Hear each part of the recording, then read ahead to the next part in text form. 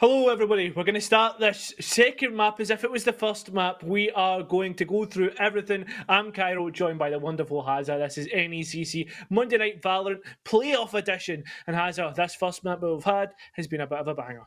It certainly has. It was certainly one-way traffic, I think, in terms of Briar losing out against, in that first game, right? It was 13-3. Yeah. Very strong performance from Concordia in that respect. Looking at the other maps that we have coming up as we look at the pick ban phase here that's just come through and the vetoes, the next map.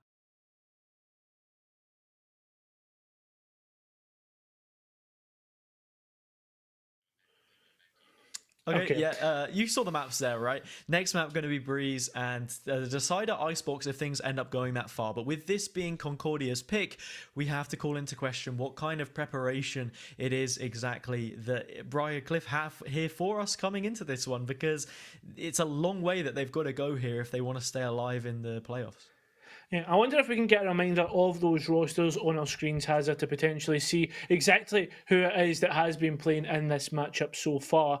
And, well, we are going to see that come up on our screens right now. So, Hazard, why don't you take us through this first roster? I'll be glad to do so. Looking at Briar here and the players that they've got so far, and who the standout performers have been, you've got to be looking at Hariri on that chamber and Merchant in the duelist role last game. At least that was Rays, Joey, Twistar, and Uncle P Tony round that out. Of course, Joey as well also doing work, and Uncle too. But I think Twee is perhaps the outlier here, which we'll want to see a step up from on Breeze in terms of their gameplay, perhaps. Potentially it was just an off-roll for them, Hazard, not used to maybe playing the Sage on especially Bind. It's been a while since I've seen Sage on Bind and it didn't quite work out. Yeah, it doesn't always happen to do so, but looking at the other team, which have been having a lot of success so far.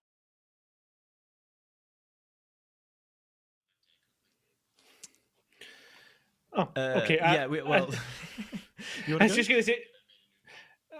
so we're just kind of trying to make sure that everything's nice and good for you guys, just with a few technical issues on our side. But Hazard, Concordia.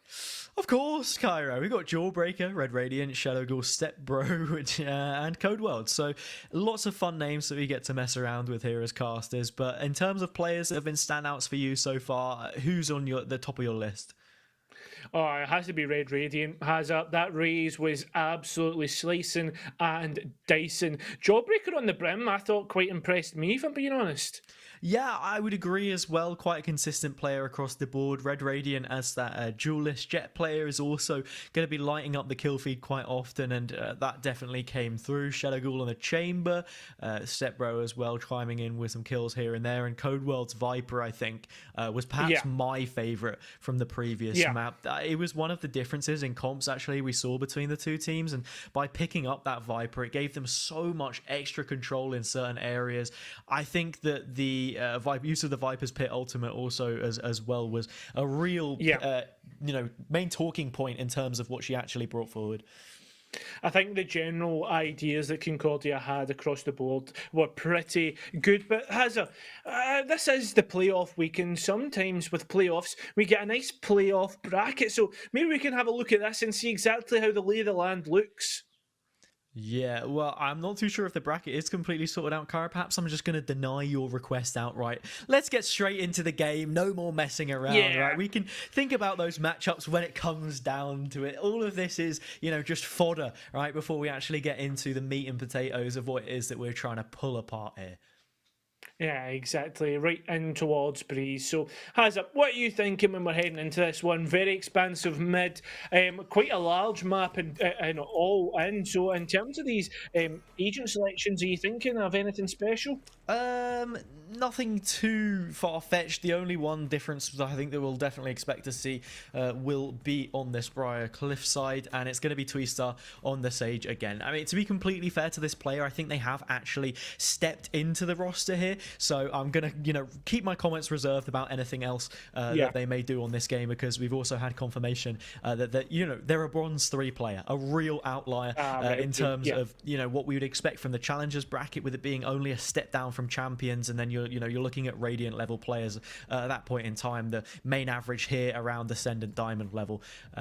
So the player they're stepping in for as well, big boots to fill. EBG having some tier 2 experience, of course, that player does. So always a difficult one to try and do, and I think the situation itself is quite unfortunate, but we'll have to see what impact they can give and what supportive play they can enable the rest of their teammates here, and I think that Sage role will probably be the perfect way to do so. Yeah, 100%. And in terms of initiation, has maybe a little bit of an outlier, as you were calling him. It would be that Sky, not something we tend to see here. I think Sky, like you said, not one which we see too commonly on Breeze, but still a very viable pick, and doubled up with Jawbreaker on that Sova as well. The double initiation that CUW have here is very meta, at least. Sometimes it would be the KO choice that comes through, especially with how strong Chamber is on these maps. All of the long sight lines, being able to take the rendezvous offline on those ecos as well, quash the tour de force with the 0 points and null command is exactly what you want. That suppression to just deny the player, which can cause so many issues for you when you're trying to make the attack happen. Flipping things around as well, of course, it does give you lots of information, but the same kind of passive collections can be made with the guiding light.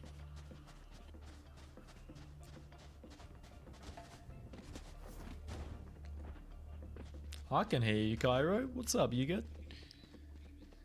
I think, Cairo's VMix has gone, so perhaps just another bump in the long twisted road, which is NECC playoffs here.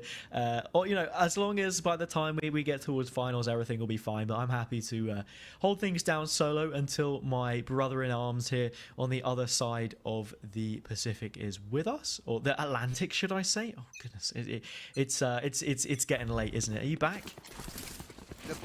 He's not back, Cairo has said, so it is just me, and it is just Code World, the sole anchor of the B site at this point in time, tagged up and filled with lead as well, as Merchant dispatches them quickly. Briar off to a flying start here, being a map down. Spike planted. So we start catching a stray there from Jawbreaker, and that could be exactly what they need to break their way back in towards the site. Red Radiant also low on HP, and with that Sky player in the form of Stepbro now dropped, there's not going to be any kind of regrowth that they can look to call upon. Still a player down as well. Shadow Ghoul hunting for some of these angles, but Jawbreaker finds yet another kill on this Sheriff and is still alive and kicking. Eventually shut down by Merchant, leaving only Shadow Ghoul with a Headhunter to do anything, but the flank comes through from Joey, and just like that, Briar claim the pistol. We just cast our minds back. As Kara, are you with us? Yeah, I'm back. It's almost like it's a bit like my ranked games has, where you get a disconnect in the pistol round and then they come back. Turns out it was just a frozen client. But at the end of the day, we are ready and ready to go. And I mean, Hazard, you may as well take us through that pistol round. Yeah, Kara, and you know what else? How else that's reminiscent of your ranked games? How? You've gone absolutely missing. Oh, damn. Get this man out. Get him out. Look, we'll have to we'll have to see if the Concordia players, however, can stand up and be counted here. Shadow Ghoul waltzes in towards the shot position there, but gets taken out by Joey first in his Twister. And actually, their entry, it doesn't count for too much because there are trades here, and Red Radiant still unchecked, picks up the judge, stays alive a little longer, and really makes a keen blow to this attacking side of Briar.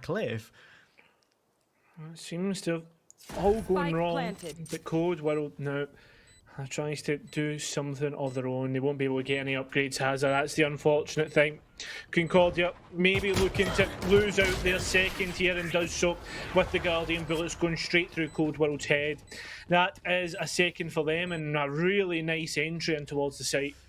Yeah, it certainly is. Briar getting off to the start that you want from them, but, by the same margin, if we cast our minds back to that previous map, it was the first 2 rounds which Briar were able to pick up before we actually saw Concordia get their way into this one. So A false sense of security is something not to place too much significance on. We'll have to see what things look like now coming into what would be the bonus, but they've bought very heavily considering the casualties, or fatalities I should say, that were experienced in the previous. Yeah, and the players of Concordia are playing this A site very, very passive. Look at Shadow Ghoul here as they're ready to peek out, does so, gets one, there's Twista off the board, and now Merchant trying to at least find out where that chamber went, on towards yellow, that rendezvous doing the work that it needs to do. Yeah, Riri from the flank able to collect a kill as well onto Stepbro. Side control is theirs, but that spike has not crossed just yet. And actually, it seems as if it's going to be heading to the complete other side of the map. Code World holding onto this one from elbow. It's going to be extremely problematic if the timing is right. Joey entirely isolated in this area, and more than enough support from these defenders to shut them down, with it only being a 4 versus 4. The fact that Briar have conceded the run they had, it leaves you scratching your head. Yeah, it seems as if this rotate has been communicated through Morse code for these defenders. They've been completely read into, and now it all falls apart. Code World at least got Merchant, but Joe elsewhere has refragged. Shadow Ghoul is just ripping them apart. One left, and it's all up to Hariri now to clutch with only a Guardian. Fires off the shots, but Shadow Ghoul returns a volley of bullets to find them, and that is, well, Concordia to answer back. Yeah, it's exactly the round they want to pick up. They maintain a 3/5 rule as well. 60% of the players carrying weapons through into the next, meaning that the rebuys aren't going to be too harsh on the economy situation either. Briarcliff investing quite heavily themselves. We'll be looking to get some more guns online here. It's a mixed investment all the while. Not the ideal scenario for them, but just to go back on that previous round, I don't like to be overly critical of what we see from these teams, but with the amount of control that Briarcliff had in towards the site, with the cross not being held, toxic screen up as well, with the player falling being Twee, you know, not the Viper player, I just don't understand why they didn't go for the simple spike plant there where they were playing as a team.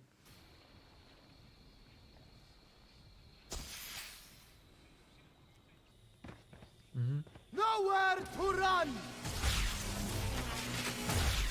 Yeah, we're going to see Joey pull back the bow of the Hunter's Fury and see if they can't claim any chip damage or information at the very least, but not going to happen for them. Shadow Ghoul still in position with this tour de force. Does get pinged up by the owl drone that makes its way through, and actually there is some tag damage to follow it. Uncle in towards the backside to cause more problems, but the trade is there, and Jawbreaker is taking them down, breaking them at the draw, dislocating it from the head. And just like that, Hariri finds 3. What is that? A ridiculous spray that connects on multiple players, leaving only Code World in a 1 versus 2 on a round which Briarcliff perhaps weren't expecting to take, in a prime position to have it finally snatched away from them. But Code World has found the first, knows nothing about the second. Merchant gets it, and that'll be 3.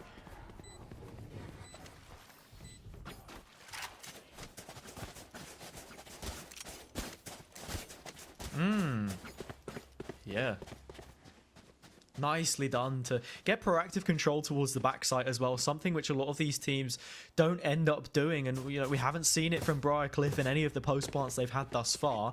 One positive to take away from this attacking side that we've seen from them already is the fact that they're able to take control of the site in the first place. Concordia not playing that defensive line very far forward, actually happy to concede quite a lot of space off the back of that first pick. And another adjustment which I've seen them make is having Twee be that first player in, understanding that perhaps their, you know, fragging potential isn't the highest, just using it as a cannon fodder almost to be traded out by the rest of these players. On this occasion it's Merchant to get things started, however, and they've already found 2 very impactful impactful kills to split mid, I should say.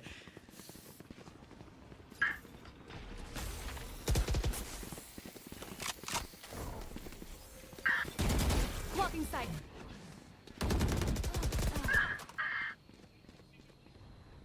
Oh, step burn. Welcome to my world. Oh. Spike down B. Last player standing.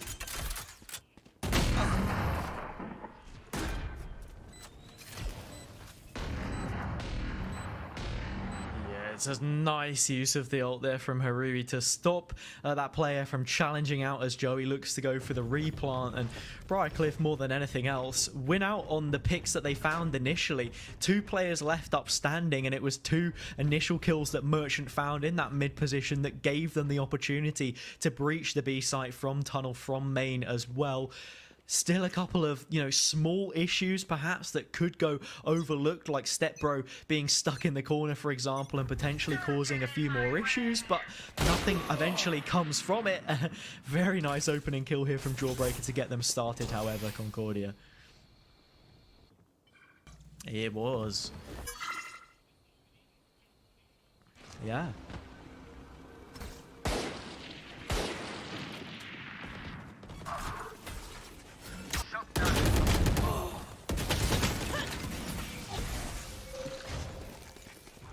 Drop. Yeah, nice control of the site here as well, and they're not going to double back on this one. Briar firmly in control this time around. 3 with the plant as well, already having that resurrection online if needed. Code World once more holding on to the Stinger, good at close quarters, but with the distance they'll have to cover to make ways back in towards the A site. You don't particularly fancy them. One who would do well in that situation is Red Radiant, but immediately dispatched. A second follow-up headshot from Uncle P Tony, and Briar now with a 5th.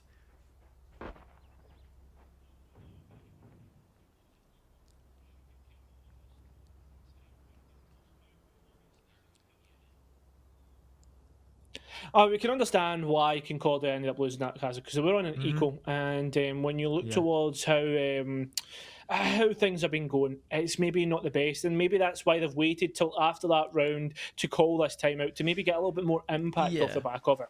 Yeah, I mean, you could have called the timeout earlier, spoke things over, had a round to play around with different things and see what you want to try and test. But no, I think this is still smart. Change some of the ideas. We've seen already how creative this Concordia side can get. I liked the Marshall lasagna, the layers of players stacked up towards the side of the pyramid there to cause some extra damage. It was actually just a straight up headshot that was able to find the kill. But I'm wondering what kind of variation we'll get from the defense this time around with those weapons in play. One particular...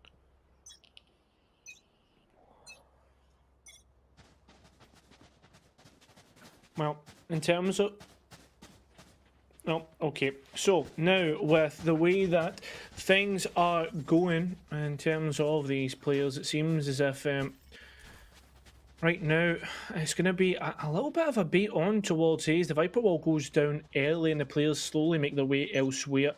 I wonder if Concordia will read into that. Hopefully not. The operator primed and ready to find one of these players elsewhere. And, well, we are going to see Stepbro slowly move up elbow, and that's going to be worrying signs, especially with the operator just sitting and waiting and will collect that player. That's an advantage towards Briar. A real big advantage because there's no initiation off the back. Seeker's down as well. And the players slowly make their way back towards A, especially with that wall already being down. Players seem to have slowly maybe going towards a default. I don't know. Maybe creating a firing line as they wait just outside and spawn. Yeah, just inviting pressure perhaps from Concordia to get aggressive already. That peak being taken towards elbow, and actually Jawbreaker pressed into the corner here. Perhaps Hariri expectant of that over peak. Isn't holding on to the correct angle, but a quick readjustment, a flick of the wrist could find it. Only one player on B at this point in time, and that seems to be the way that the siege is lining itself up to go flying on through. Code World in place to be the first point of contact once again, but now they know all about this Viper and they can trade so easily. Yeah, it's so well played to, I guess, have an ace up your sleeve like that when with the spike being down and a man advantage in the post plant. Briar looking really, really good. No ultimates to really support, but I'll tell you what, Azza, they certainly have the player numbers to do so. They certainly do. in towards the retake. Red Radiant looking to close down these angles. The thing about this barrier orb is it's allowed for Concordia to get close up and personal with their opponents, and just like that, Red Radiant finds the first. A trade looking to come through from Pitoni, but they've given away their position. So too has Merchant from the corner of the site, but kills are being found the opposite way. Hariri just guarding the flank, but eventually called to action and dispatching Red Radiant in efficient style. I think like this, I guess, ace up the sleeve, this different tactic of having Twista entering towards the site. Yes, you've got the owl drone, but it doesn't move at the pace of a player, and they really are just really clearing corners. I mean, the players of Concordia are biting at first chance at the players moving through. I mean, I said before, I'm liking the way that Twista has been implemented to this game plan so far, right? It's sort of turned almost into the fake out Yoru, right? That they just walk in like a human owl drone almost to just clear out space, and immediately Merchant is able to trade from it, and we've seen a real step up here even from their previous performance on Bind with the Rays now on the Jet. Nice wall to bring them in towards the site. Jawbreaker still here with the Sheriff to try and cause an issue, but once more it's Merchant that will find the initial kill. Oh, a bust through the site. Just unfortunately can't deny the spike plant, but they can deny the players at the back of site. It's now to hold from main. Two players almost on full health. And while they do have that op, the Seekers have been procced, as they know exactly where these players are. The op strikes, but it doesn't quite find the final blow that they were looking for. They will on step, bro. It's 2 versus 2, and Jawbreaker only on that Sheriff. Won't do much. It's all up to Shadow Ghoul now. Just saw the shoulder, and Hariri will take it clean off. This has been such a dominant map so far from Briar Cliff, playing this magnificently between Merchant and Hariri. Players on two agents that you would always expect to be ever present in the kill feed on this map, the Tailwind and Rendezvous alike. Such potent abilities to be able to set up, take fast engagements and peel away when necessary. In Merchant's case, it's the Tailwind that helps them dash into the site, increase the pace, and really change the tempo of how Briar Cliff look to try and attack things, because they haven't really played too much into that default. It's been very heavy on the execute front, and right now they're heading towards an A where the Viper's Pit is not clouding their judgment. Yeah, it wasn't a reactive Viper's Pit, maybe wasted as they ace it already in these players' hands. That's a nice info dart for Shadow Ghoul to capitalise upon, but it's only the Sage. They now know exactly where that chamber is, and they are going to try and find Jawbreaker with the Hunter's Fury, almost doing so, but Uncle helping out on the other side, just gets it with the bullets. Now the spike's still not planted, finally will be, but it's a 4 versus 4 post plan, make it 4 versus 3. Yeah, now Concordia have an advantage in the post once again, but can they close things out? Hariri still in place with this operator bearing on down the sight lines, uses the Rendezvous to slip through the lines and cause more issues, finds another kill. Now it's chamber on chamber, the toxic screen fleeting, and so too is their HP bar as a triple is found. 8-1, and a gap of 7 now built up. Briar Cliff, well, they got their cliff gear on, they're taking a hike all the way up the mountain and looking to bring us to a third and final map. Well, it has. It feels as if that Viper, not only the Viper of Uncle Pitoni, I was about to say, not only choking out lines of sight, but choking out Concordia completely at this point. That op, I think, has been the real difference maker. Hariri being able to play Overwatch from main, it's been doing so much work. 100%. Hariri, once they have control of the site, almost gives them a 6th man in terms of what that operator can cause in terms of problems and just holding down angles. The use of the toxic screen was nice, but with the Rendezvous in pocket, an ability I spoke about before, being able to take those free picks and engagements gives them the injection of confidence. It's just a prick up the arm to give them that extra boost to go for a more difficult challenge, and one which they're actually just able to win out by default without needing to turn back on their heel in terms of using that ability in the end. Real controlling towards mid and elbow.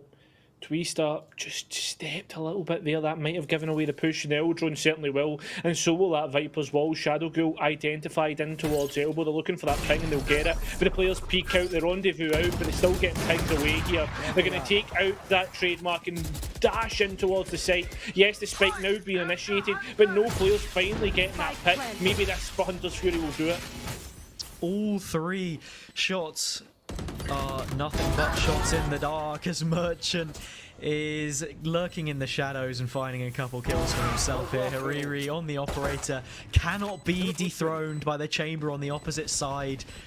Mirror on the wall, they get a nasty look in the reflection as Hariri finds another one. Still activated in the post plant. It's all Jet and Chamber right now. Just as the scoreboard flashes up preemptively, we can see them both comfortably in double digits. The only players to do so, and not only that, Merchant knocking on the door of finding 20 here. Hariri almost halfway up the standings when we look at those, double digits, right? And we're speaking in terms of tens here.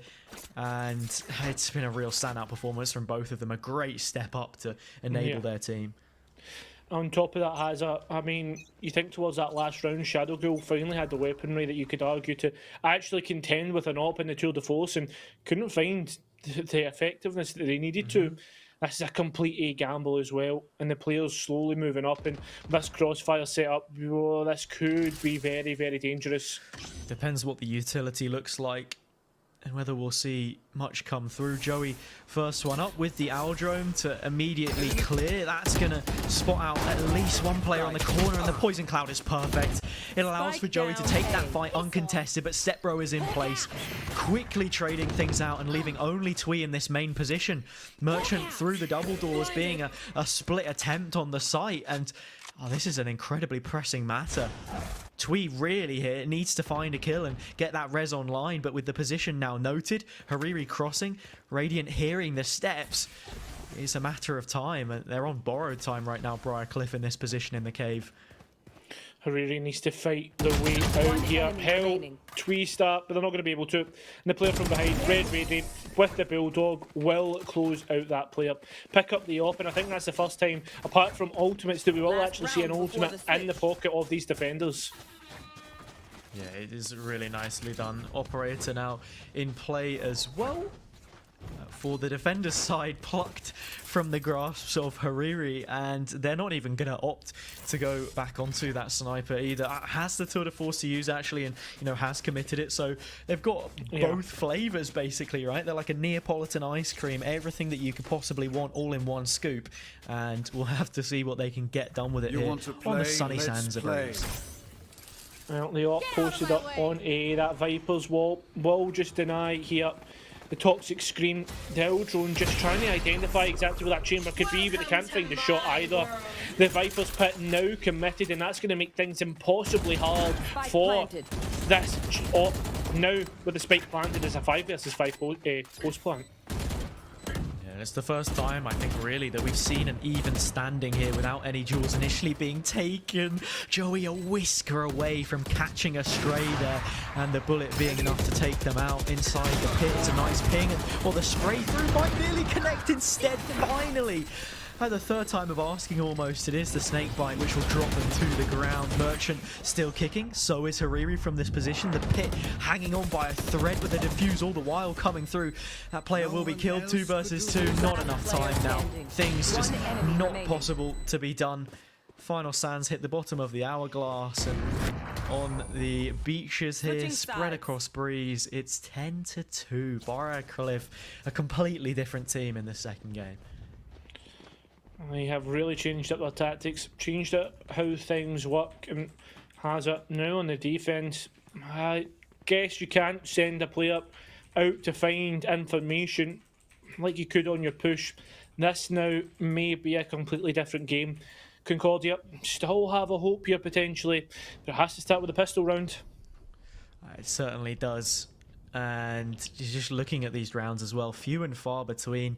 One bonus being picked up for them, the one you'd expect to do, but still in the retake all the while. Those credits were building up for Briar Cliff, and right now they're going to be feeling so comfortable.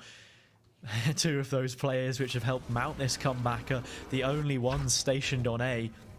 I expect them fully to be able to deal with this threat as it starts to move through, and look at that, Hariri at the triple, just like that, shutting this round down almost entirely single-handed. I mean, that is the difference in this whole match has it. It has to be Hariri and the work that they've done. At least Shadow Girl's got one back. Yeah, and it's on Merchant too. That is the other player of note. Yeah, exactly. At least Shadow Girl, a chamber who at times has popped up, mostly on bind. Can they pop up here? Yeah. They'll at least get the information, leaving Jawbreaker though all on their own. All on their own, so with only a classic, but they're going to do the work anyway. Now up to Twistar, at least they get Shadow Girl. One more to find, but they'll just not look in the right direction at the right time as that wall drops. Info Dark comes out, it does get the ping. Shadow, I was about to say Shadow Girl, but it's not Shadow Girl, it's Jawbreaker. Yeah. And Jawbreaker breaks the jaw once again. Another one snaps into place as the headshot is connected in the 1v1 there with the util up as well. Recon Dart, you always favour them to be winning out the pre-fire ever so strong once you already have the information. Nice work from Twistar, you know, actually getting quite a bit done considering their previous performance here, and I am thoroughly impressed with the way that they've performed and been an asset to their team more than anything else. Merchant and Hariri both buying up Marshalls, being the confident players in the roster for Briar Cliff at this point in time. It's 7 rounds that separate the teams, not completely unassailable. I think it should be important to mention here as you know, the attacker's side is that little bit stronger when coordinated properly, but everything's going to come down to what these post plants look like for Concordia. Red Radiant taking the space that they need to all the way through the wall as well. They just saw glimpses, but here's another glimpse. Joey jumps through, gets taken out by the Spectre, the better of the two weaponries that were used. And now with that spike just ticking away, it's all about this post plant, as you said. The gun's coming alive for both teams, but nobody quite hitting the mark. The main important kill is the fact that we saw an aggressive early play that was shut down. Uncle P looking to make something of his own here, but not finding anything from it. Shots being traded back and forth, but all the while they're out in the open. No man's land for Merchant and Hariri, who are unable to impact on yet another. And saying that, Hariri did find 3 kills on the pistol, but you know, since then has gone a little bit quiet. Now having a weapon to call upon, some real preferred rifles in the arsenal for them here. We'll just have to see how things turn out. For Concordia, it's a mixed investment. They've brought forward a little bit more. That Guardian investment from Red Radiant early on, I think a real big one now in the hands of Stepbro could cause some serious issues, and it looks as if they may just be sitting on the shorty. Questions now come up. Can Briarcliff get things done with these rifles? Feeding Red Radiant ultimate orbs can't hurt. Just using the smoke from the jet to maybe post up a player on the other side or make the players stink on A, but this player moving through, Merchant, this could be huge, sees the head of Red, but can't quite get the shots that they need to. Yeah, Red Radiant paints a picture with them there. It's almost like trying to shoot a firecracker at someone. Absolutely 0 damage dealt there overall. I think it was 26 armor damage in total. Oh, look at Uncle P. It could have caused problems, but the double damage comes through. That makes the Spectre competitive, especially from that kind of range. And now Concordia, 2 players to the good Red Radiant. You've got to be kidding me. Connects the shot. Merchant still looking back in towards the past and gets sent to the distant future. Joey finding a kill to claw things back, doubling up for it as well. And now we're within contention. Hariri as well, doubling up. It's a 2 versus 2. Oh, but the time's getting lower, Hazza. Stepbro's not looking the right way, so that might fall into the hands of Briarcliff. It does so. Only one player left is Shadow Ghoul. And now they're down in towards the depths. Does Hariri have the time? It certainly looks likely. Yeah, plenty of that in pocket. 2 seconds, in fact. And that's a massive clutch up. But again, we come back to it. At what cost does that rifle round get converted?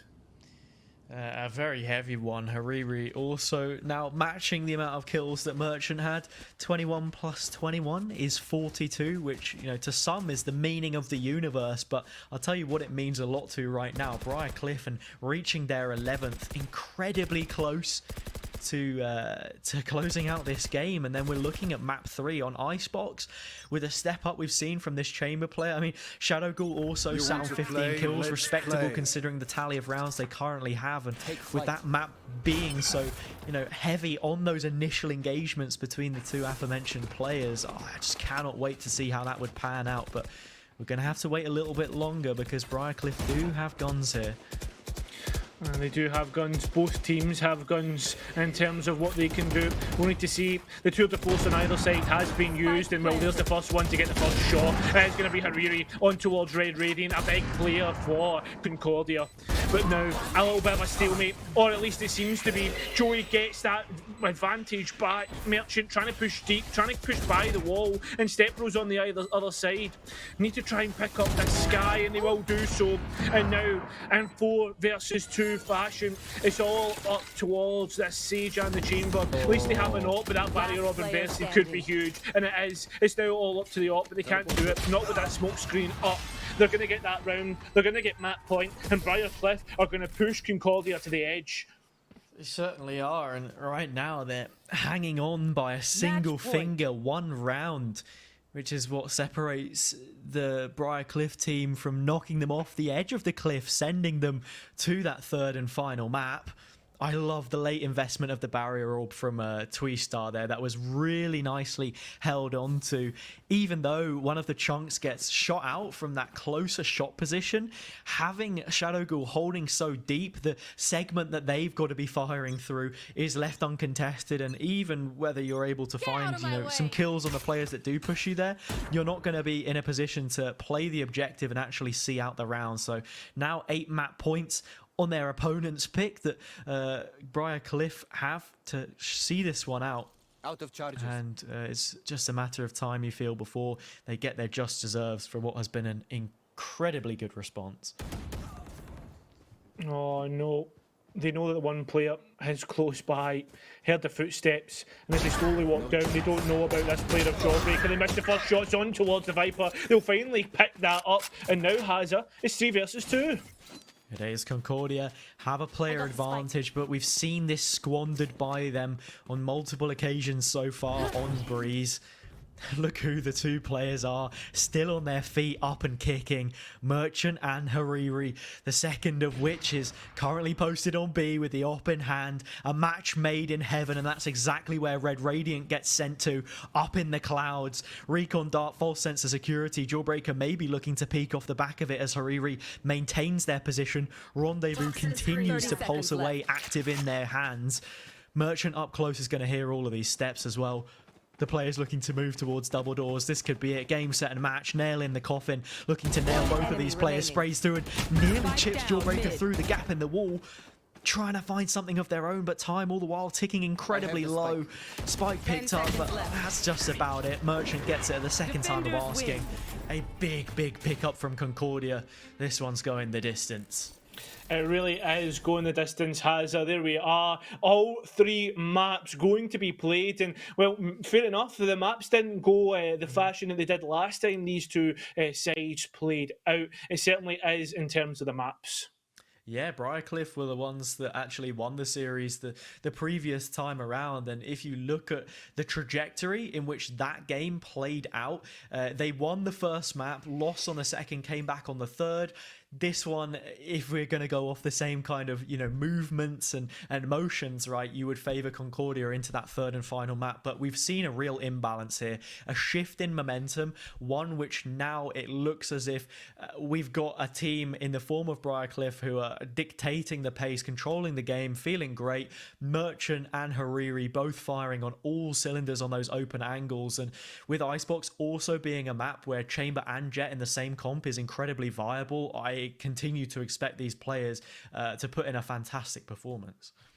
I think it will all determine on the momentum of the game and also which side actually starts on the attack, because that's been a real difference maker in these past 2 maps. Yeah, it certainly has, the way that these teams have approached it as well. Like, just looking at the attacking side, being the opener there for Briarcliff, I think was absolutely huge as well, because it played into the aggressive play style of Merchant and Hariri to shut things down. I think more than anything else, it was the dynamic duo of Merchant opening up the site and then Hariri being key to its defense, especially a lot of the times the attack-sided op and tour de force to lock down those angles and almost play that pseudo-defensive role when things do swap over. But speaking of transitions, things swapping over, I believe we'll be going to a very short break, but when we do return, we will have have that third and final map for you. All things tied up here in the quarterfinals. Will it be Briar Clough? Will it be Concordia? The third and final map of Icebox awaits. We'll see you on the other side.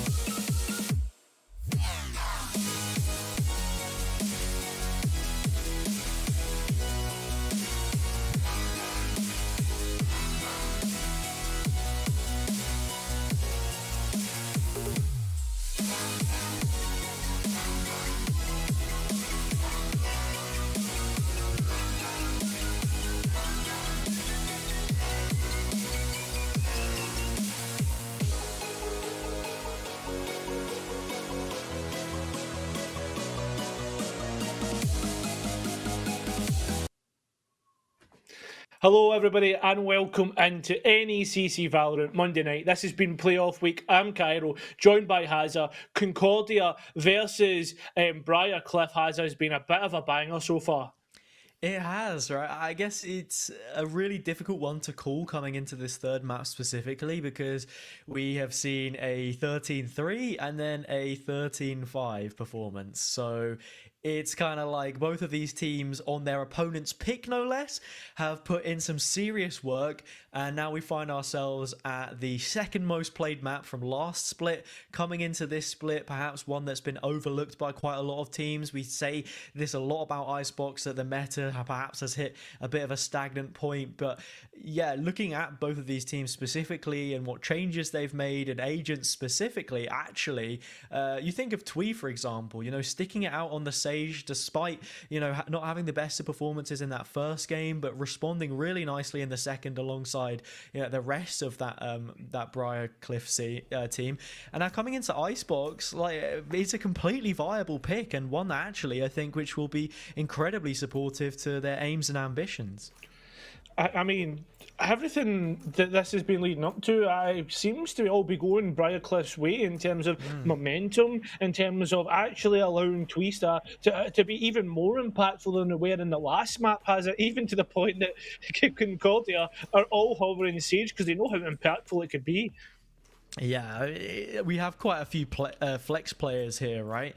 Code in the previous game there and on the last couple has been on the Viper, and I would expect them to pick up that agent here, but if we see something else different, who knows?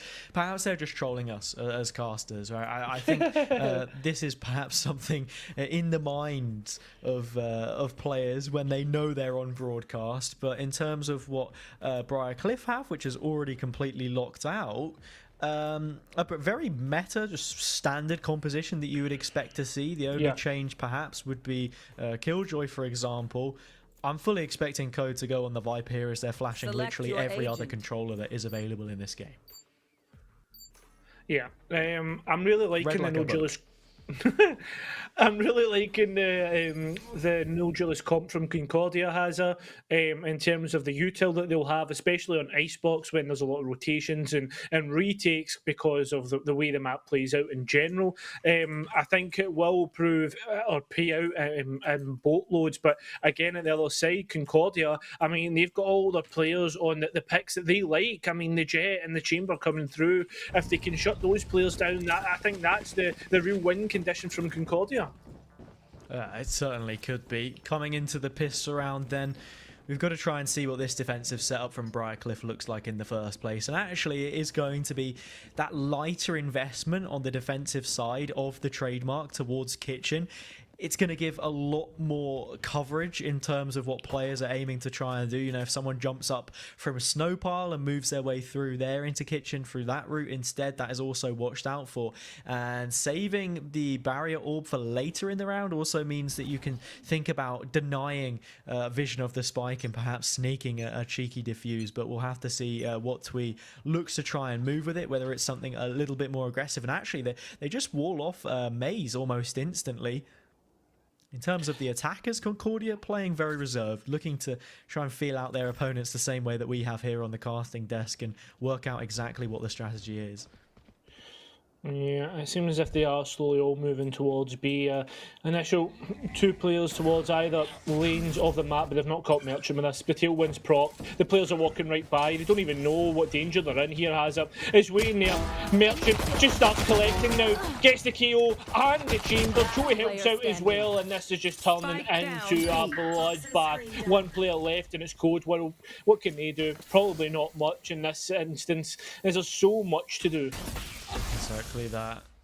And as the second shot dart comes in, that's going to be it.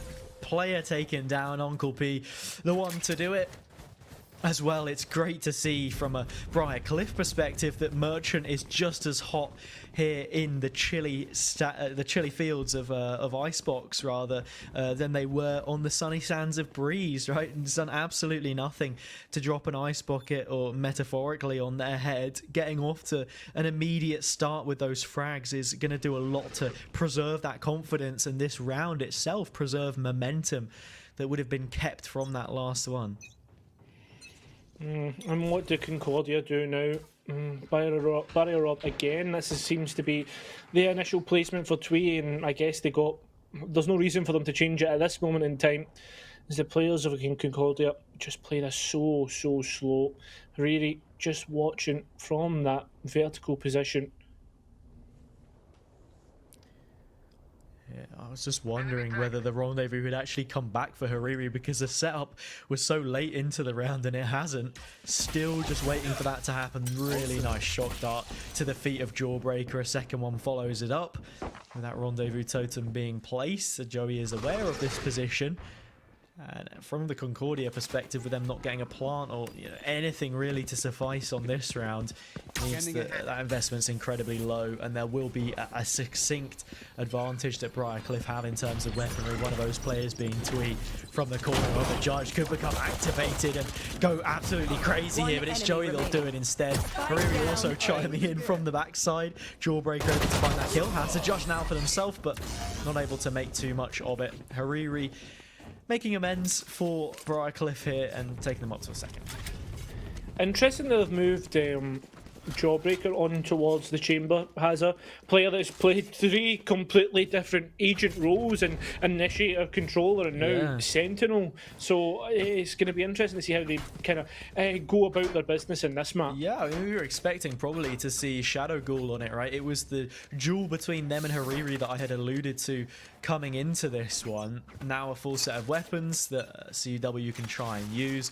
We'll have to see what the attack wants to do this time around. I would expect them probably to just keep playing this slower default so that they're able to collect information, not walk into a stack of any sorts. But Briar have stayed the exact same, resolute in the way that they're viewing this defensive setup, but a little bit more prioritization in that mid area, something which I really like, because the utility they have in pocket can deny a spike plant on B. Why face up against it and put yourself in a position where you can lose a player early on? Talking about losing a player earlier on, has up. These 2 players here on the B site look likely and right to pick up. They have been completely harvested, and speaking about harvesting, an ultimate orb to be harvested here as the spike goes down. That's on towards Step Bro. They just miss out on that Sage from the gap in the wall, and we go into a 5 versus 4 post plant. Yeah, player down into the retake, weapons in the hands of Concordia, everything pointing towards them picking this up, but the kills wouldn't suggest it. Merchants found a couple, still a man to the good from this position, but Hariri now activated with a rifle in hand can continue to cause issues. That spam onto Shadow Ghoul, but doesn't fully follow through with it. It's a half idea, a half-baked decision from them. Twister just sending a couple over towards row Z in terms of where Jawbreaker's position is. Their head being the goal, of course. And just like that, Concordia do convert quite rightly. Yeah, that Sting was just a bit unruly with the recoil, and I think there was only 2 rifles lost on that round, which is pretty decent for Concordia. Moving in towards this one, they'll be able to reinvest quite happily, but the only thing is, though, is they will be facing up against Hariri's op, and we've seen this player do wonders on this weapon. Yeah, it was a matter of time before it made their way into Hariri's hands. Look at the aggressive angle on the map as well, being taken up towards a #1 player over their head, and for that reason exactly could be public enemy #1 for Concordia here if they can manage to find their way into the crosshairs of this player. The scope, should I say, on this occasion. Scoped weapon on the other side of the map is the Marshal for Stepbro. Just looking for any kind of an overstep. That was what opened up the site for them, and was the Achilles heel of Briar on the previous round. They actually were proactive with the challenge. It was playing contact on information on B and then standing up to deny the plant, but it was just a little too much shown, and it seems as if Uncle's going to go for this same peak yet again. Shadow Ghoul, the one to get ready for it, but they do just about back away in time, eventually show up, and rinse and repeat. Same kill found, and that's the site open. Yep, the barrier orb, I was just about to say the Viper orb goes down, and so does Step Bro here. Nice fragment grenade to try and deny the position of Merchant as Joey fires off a couple of those arrows, but that spam's perfect, and you know what, so is the return. And now Concordia really doing the work here. As the spike goes down, Joey World tries to, sorry, not Joey, Joey's Code World. Yeah, well, it certainly could be Joey's World if they put in the work. Certainly could. could be feasting on these remaining players as Red Radiant is dangling on a thread, but not found. The peak instead taken towards Code World, and we're living in that for the time being instead of Joey's. Hariri the only one remaining, and he's in a world of his own. A world of pain if he heads towards the site. Damned if he does, damned if he doesn't.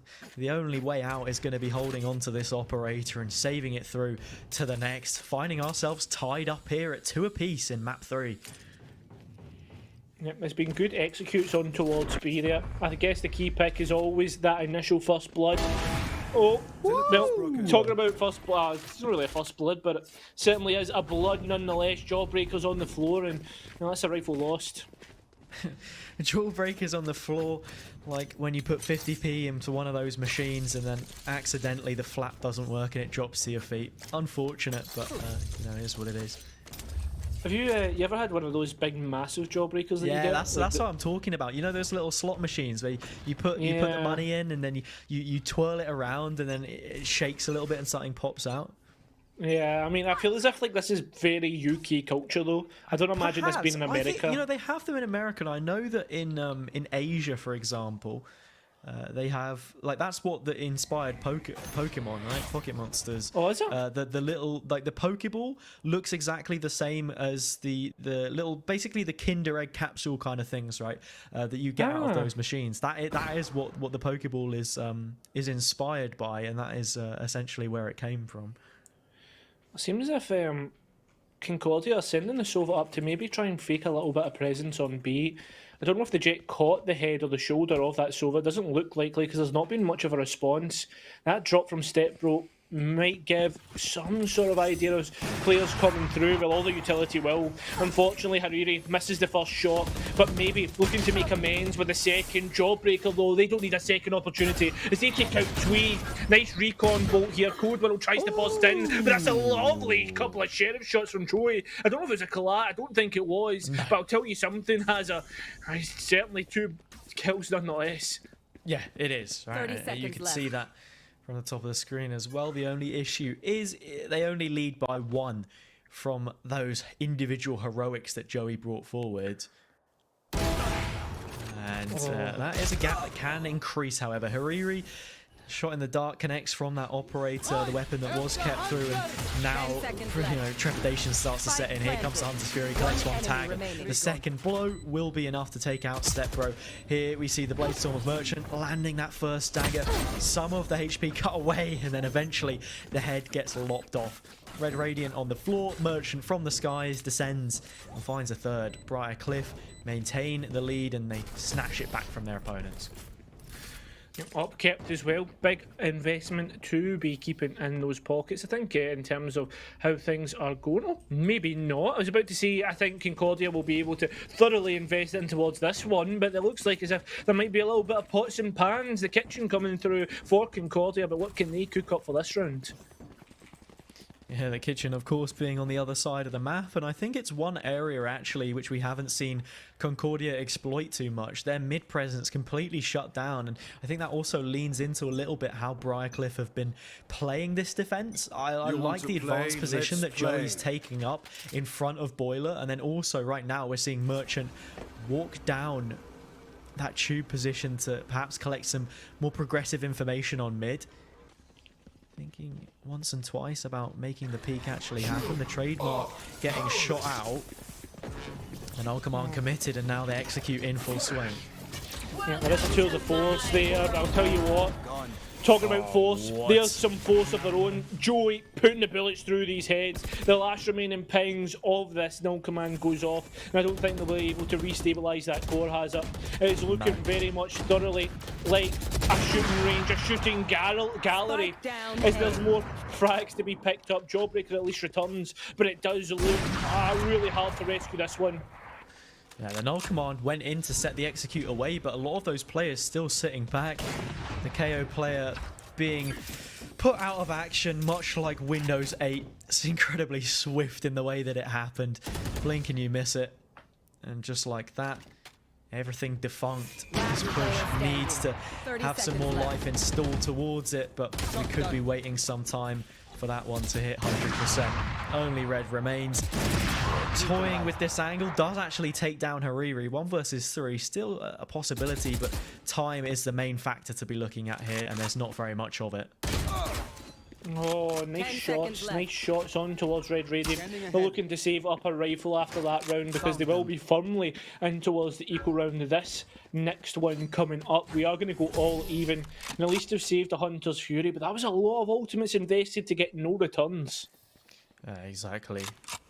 A big upfront to not even scratch the surface, right? It's like Thanos. All of that just for a drop of blood and nothing converted from it. Not even a round picked up, a single weapon kept. And with a scoreline of 4-2, Briar Cliff are going to be feeling pretty happy about this one.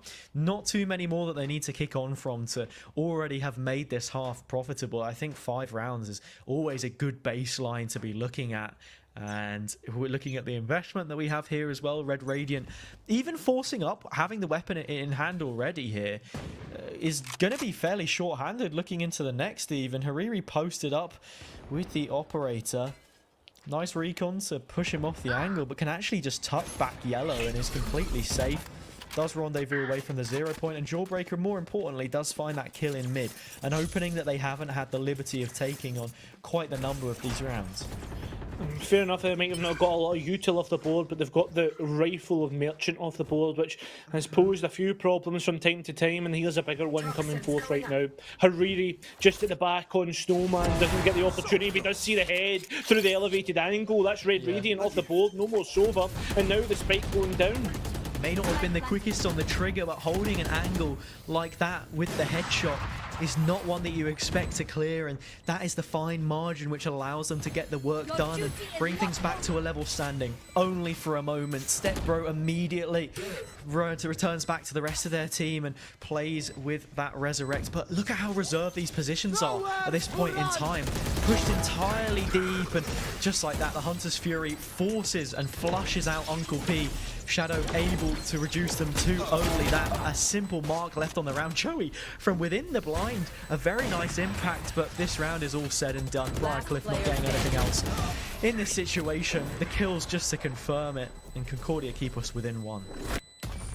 I liked Concordia's use of util in terms of the fragment that came through.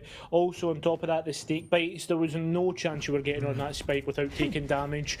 You found something funny, Hazard? Yeah, no, it sounded like you said steak bite. I've not really thought about that one before, but you know, I reckon perhaps that's just my tummy talking and I could do with a quick nibble. But anyway, yeah, we've returned to it. We really have. Anyway, look, in terms of resting on your laurels and sitting with what you know works, something average, common ground, it has to be Hariri on that operator, and we'll finally see it come through for this defensive round for Briar Cliff.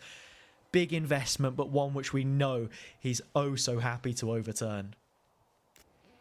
Can easily get the return on investment, as you said, and there's a lot of potential interest to be paid out here as they get pinged out by that dart. I think they've maybe identified that, well, that's Hariri. We know what he can do. He might have an op, and I think they heard that shot, obviously, and they're just going to slowly walk away.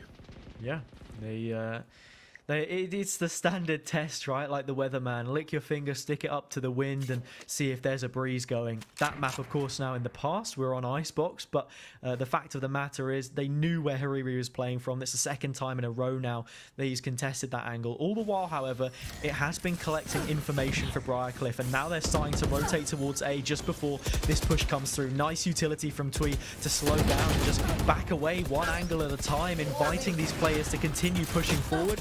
Spike will look to get planted, but Joey denies yet again from the backside, doubling up, finding themselves yet another kill. And this defense, when called into action, are causing so many problems for CUW, one which they can't attest to because this round looks to be done. Last player standing. Oh, just unfortunate not getting the timing off the back of the flash. Both players look where they need to, and well, they click. It's a point-and-click adventure this game has sometimes, and well, these players are doing it so well. Especially, I have to highlight them, Joey. Yeah, Joey, every single time that we have seen him on this A site has been problematic, to say the very least, for Concordia. Always good for at least 2 kills, holding firm in his ground, and has been the bastion of this side of the map thus far. And has it. Looking at Concordia's buy, not really great, and facing up against a very large investment from Briar. Well, I say investment, it was only 2 rifles, but still, there's a lot to come up against. Hariri now on the elevated angle as the players jump spot and try and find out where this op is. I'm still going to try and push the issue. And it's that situation. I've got a sheriff. I know I can take him. As they drop down, though, they don't anticipate the reposition. And now this player, this chamber, posing more problems. And they are going to get at least a trade. Uncle P caught in 2 minds, not knowing whether to commit to the fight or not. And it leaves Hariri hung out to dry, pincered from both sides of yellow, and they're taken out. Joey, usually the player on A, but now the Bastion's on B, using their utility to push these players further and further back. Hunter's Fury making things even worse. The spike has been collected at the very least, but it can't be planted. New angles taken up, more progressive ones from these defenders, and now they've got to wait until that recontest can happen. Seems as if they're doubling down, going all in left on this B site. As that Viper wall goes back up, is it going to be a bait? I don't think it will be. A nice rendezvous out. The Sword trying to stop and inhibit Code World's, I guess, regression back. Now they have to play with the op. It's going to be that flare coming from mid. They need to watch out for the Jet, but a Jawbreaker from up above does the work with the op. The players jump straight on towards Spike, but it's just a tap. They go forward, they find the head of Code World, and now it's a pincer maneuver on towards this op. They don't anticipate again this Sober, and that's an easy pickup. Joey has been unreal so far this match, right? That initiator player on the fade roll in the first game, a little bit quiet, but on the Sova so far has been incredibly impactful here for Briarcliff. It's not just the kills that he can find on, with a Phantom in hand, the weapon of choice. Not common amongst many of these players, actually. I think the Vandal being the favourite for the most part, but it is the shock darts as well to just keep players pushed back. The Hunter's Fury buying more time all the while, and then, yeah, they just line things up and give them a quick fade, a shave off the top, and Jawbreaker that gets taken out. Well, it seems to be Joey just constantly asking, how you doing? I'll tell you something, Concordia, not doing particularly well. Definitely not. Right. It is the Joey show at this point in time. You still have to give a lot of credit to the friends which he's brought along the way each time they go setting up towards this B site. I wonder how that spam just was perfect. The fragment grenade now to inhibit the players moving forward. That won't be able to be used in the post-planted step row. Tries to escape, does just get caught out by the snake bite and able to heal up their, well, one of their comrades. They have the advantage, but has a Red Radiant stuck and hung out to dry potentially on the site that just dips back. Yeah, Uncle P from back yellow's taken this fight a couple of times, and I don't think it's won out in any of them, really, if we're being fair here. Stepbro taking them down. Merchant also present. Just going back and forth, always favouring the defenders to have at least some kind of a chance. But Concordia will keep their noses in front. Merchant swings around and bops the nose of Jawbreaker with that shot. No time left. It's just a matter of how much they can take down with them. Going to be nothing. Shadow Ghoul able to leave them in the grave. And just like that, Concordia get themselves a fourth. Looking to tie up this half, or at the very least keep things respectable.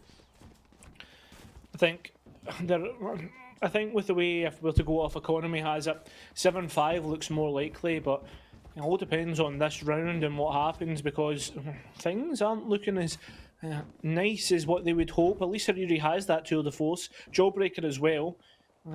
So we'll probably see a trade of those ultimates. I guess Merchant does have the Blade Storm, so maybe I'm being a little bit too critical of what could be coming through. Perhaps, but we'll have to see how it pans out. Merchant just about evades the recon, but then goes in for a double dip and gets themselves caught out. Nothing elusive about their position anymore, and the 0 point will force them to concede even more territory as the knives get taken away from them.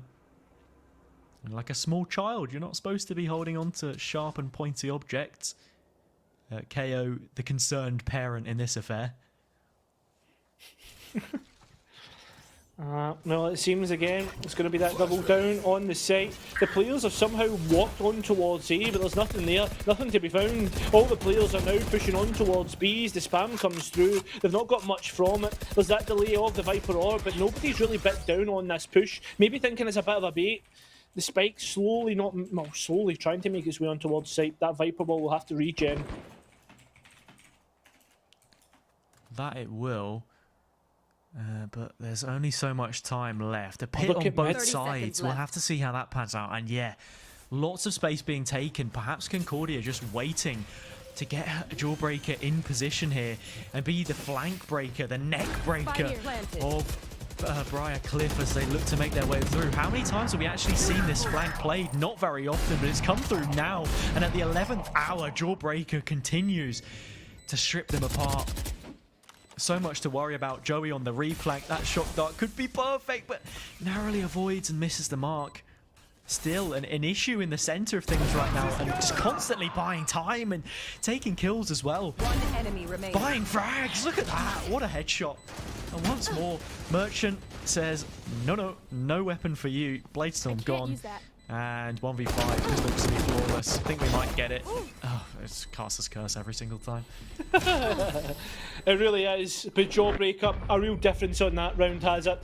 I thought that this round was going to be the decider, and it Last certainly round looks in the likely when you half. look at this next one. No ultimates to be invested. It's just going to have to be throwing something at the wall and hoping it sticks.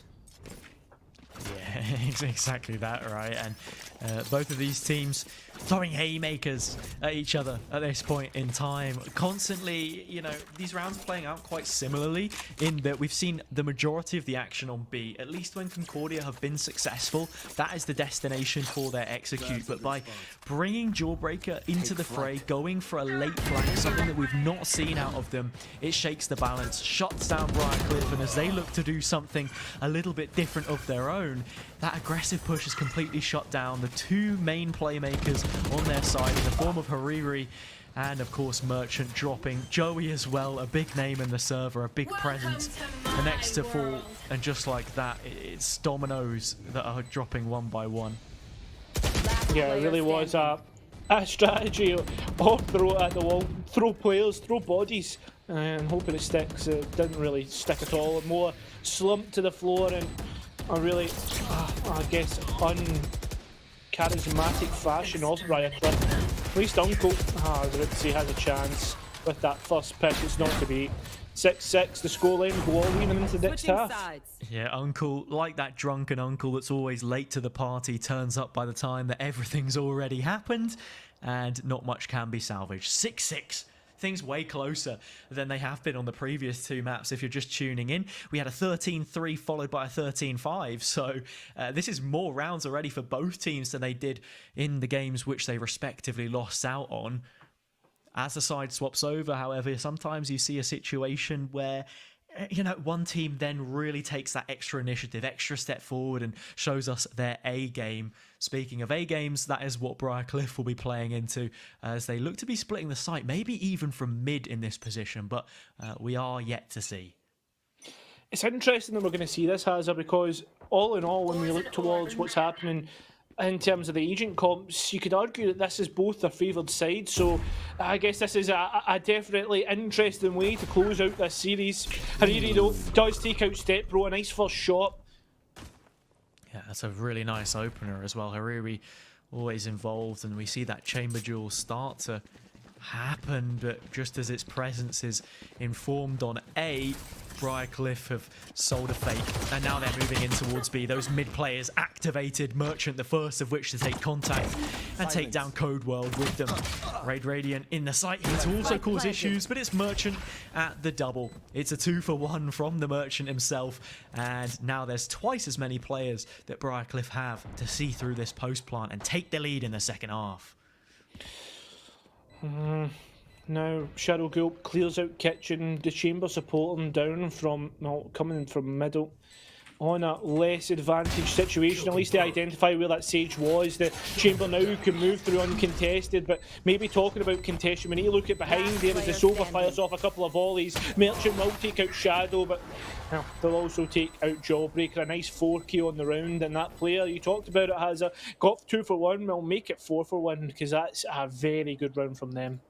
It really is. And it's one which now puts them in the lead. They can see the light at the end of the tunnel. It's been turmoil for them throughout this series. I think it's fair to say, starting off on your own map pick and losing out in a 13-3 fashion, there's not many teams which can turn that kind of a situation around, but Briar have to be given a pat on the back for at least making it this far. We're not said and done at this point in time, though. They're not out of the woods just yet. This round is a big one to convert. You know, they have an advantage, but you know, you slip in a position like this with Jawbreaker getting the entry, and that's when the warning signs start to appear. Upgrade on towards Uncle. They've picked up the Spectre, and at least they have a couple of shields to back that investment up. Hariri's just fired off that Guardian, just not able to catch the KO of Shadow Gulp, and the players slowly wanting to go elsewhere. And there is a trap lying in wait, being that Viper. If they do open it up, spring it perhaps. Code Words here in the corner, and hasn't been cleared. Trigger discipline on the first, looking for the second, but won't even be treated to it. Uncle P late to the party once more, but this time, you know, he's brought a case of alcohol with him. The party is to be shared with everyone else. Red Radiant able to trade things back and, you know, keep Concordia in front. We've said before how pivotal this round for Briarcliff is, and that they can keep it clean. It's been anything but at this point in time. Still a chance that they can close, however. Yeah, the advantage towards Concordia at this moment in time, but it won't be for long. As Hariri, well, puts these players who weren't long for this world in towards that forever box. Oh, no, the long angle not really favouring Shadow Ghoul at this moment as the better weaponry. Fires off, does the damage. Can they get anything from this? If they can get one more, it would be a really interesting round, a good round from them. Although Merchant cleans up, still a lot to lose. Merchant's got that laser cannon there with the Marshall. Really nice headshots connecting back to back, and they'll even upgrade to a Guardian for their troubles. That's another weapon which at range can cause issues, even with a body shot connected. I think about how much damage Hariri was able to offload into those A players. While wasn't good for a kill specifically, it's that kind of damage coming into the retake. Then when you also consider the gaps in utility and the investments that Briarcliff had made, it bodes well for them. And, you know, also looking at the credits they have on this round, a bit of a mixed investment, but rifles all the same is the story. They want to close this one out. A bonus here would be the icing on the cake. It really would, but already it's somewhat been, I guess, kind of I was going to just say the Flames have kind of gone out a little bit on this bonus, Pazza, with the way that things have been going out. Yes, they're going to try. What? Step Bro just not reacting to the spam that was coming behind. That's just not good. They've evened it out, although things just continue to stay even as these guns come alive. Who can really come up tops here, come up trump? It certainly seems like Concordia are able to do it. It certainly does. Look at the HP as well. Such a difficult position, unworkable almost, as long as that toxic screen is up. No spike plant to fall back on. That would be a real saving grace for these players, but it won't happen. Uncle P not getting spotted out by that recon. Rito, please fix. It's not working, man. That probably, you know, should be scanning, but it doesn't. 30 seconds left. All the while, though, players will, you know, play keep away, stay in these positions, not needing to overextend. And as Hariri sends the shot there, the angle tightens up for Code World. Last player standing. That isn't any kind of a breach. And now it is Red Radiant finding Uncle P, leaving Hariri alone, isolated, stripped back on the belt, and would only be feeding themselves on a conveyor into those awaiting players if they did try and attempt the site. But I wouldn't think they should. They'd go for it anyway. Doesn't happen. Nah, I think because they had the buy in the next round that they were like, right, let's just send it, see what we can get. I said that they should have the buy in this next round, Hazza. Although looking at this, I'm not too convinced. Yeah, it's not the best of buys because they decided to invest a couple of rifles on the previous. Now, Joey, one of those players hot on form, has been given an opportunity to showcase what they're made of, right? You know, like in a young squad of football players, that young kid needs to step in for someone with an injury. They've been looking good, so let's see what they can do. Give him the Phantom and see what work can be found. Does actually go against their word, however, and gets pulled out last minute. Yeah, a little bit of a niggle on the hamstring maybe has it. Didn't want to fully send the young player just yet, maybe not ready for it, especially with the rest of the players looking a bit weak on, I don't know, I'm going to stop with the football analogy. Yeah. It's maybe not best. But I tell you what's not best either. Step bro, is that's 2 big kills coming through. Yeah, Merchant takes out Codewell, but he's a tough cookie. He'll carry on. Still moving up towards Kitchen here with the blades in hand, looking for another one. And whoa, you'd expect them to get it, but won't happen. Red Radiant takes the peak as advantage and drops that red player to the ground. I think Uncle P may have lineups from this position, and a nice commit of the barrier orb from Twee will slow down the retake. Those players from much deeper, however, and now utility's called out of the question. So any initial bids that had been placed in terms of those investments are going to be upturning pretty well here. Jawbreaker with a couple of kills on the way back through. Shadow as well also involved. Everyone pulling their weight. Uncle P looking to slow things down, but just as that Snakebite comes back into their pocket, there's no chance for it to deliver any value. The null command completely denying it the opportunity to do so. And we're tied up at 8. Almost immediately the responses are found from Concordia in the gun rounds. They really are, Hazard. And now Briar Cliff at least have a lot to work with in terms of that. They've invested the op, which we've seen Hariri do many a time before. There's a judge being put up by Code World, maybe. I was about to say an investment of the Viper's Pit, but that's not even available. So I wonder where they're going to post up. It seems to be being maybe one of those trap situations, and with that weapon, it certainly will be a trap. Yeah. Oh, I'm certainly thinking that Briar Cliff wish they had Admiral Akbar as their IGL right now, because they need something to try and divert things. Those defenders doing so well on the last couple of rounds and looking to see things out in fashion. Jawbreaker gets another one involved at the beginning of the round once more. First Blood's racking up all the while. Skulls to the shelves as Stepbro is able to put themselves another one up on the wall. 2 players to the good. Flank potentially moving through here from Code World as well. They need to fight their way forward here if there's anything to be found from Briar Cliff. Yeah, they need to propel themselves forward. But they propelled themselves in towards the wall. Hariri gets one, but how much are they going to be able to get? Because realistically, with that op, all the players are chasing them down. They've seen that they're up on the elevated position because of Shadow Ghoul, just catching them out there, and there we are, the head, or maybe the body collected. Yeah. Head, shoulders, knees and toes. Either way, it's the operator gone. Knees and toes. Oh, you're supposed to say knees and toes again. That's how it goes. But no, it's only 3 times. No, it's head, shoulders, knees and toes, head, shoulders, knees and toes, and eyes and ears and mouth and nose, head, shoulders, knees and toes, knees. Oh, maybe you're right. Yeah, exactly. Right. Wait a second. Everybody, let's give a clap. That's the dulcet tones of Hazard, who is actually going to be doing some karaoke for us soon. Yeah. Look, I'd love to do karaoke. And look, if anyone from NA wants to make a trip over the pond to Dundee this weekend and see me make my way up to Scotland to see Cairo and do some karaoke, then feel free to join me on the microphone. But look, I digress.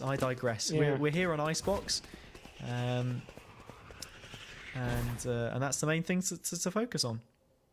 I was going to say, most of these viewers are probably like, Dundee? Where the hell's Dundee? Dundee. You know what Dundee sounds like? Done deal. Something which this game isn't just yet. Both teams in contention. A singular round separating them at this point in time. And Hariri, yet to fire off a single round of that tour de force, but still the players aware of it. Stepbro finding the first on towards Joey, always active within this site, but so too is Shadowghoul, looking to move forward and finding a double through Tweestar. They get taken out. Screen down. Concordia, much like the Concorde, set that nose forward, spread those wings, and look to fly away with this game as now the distance between the two teams continues to grow. That is flawless, beautiful stuff.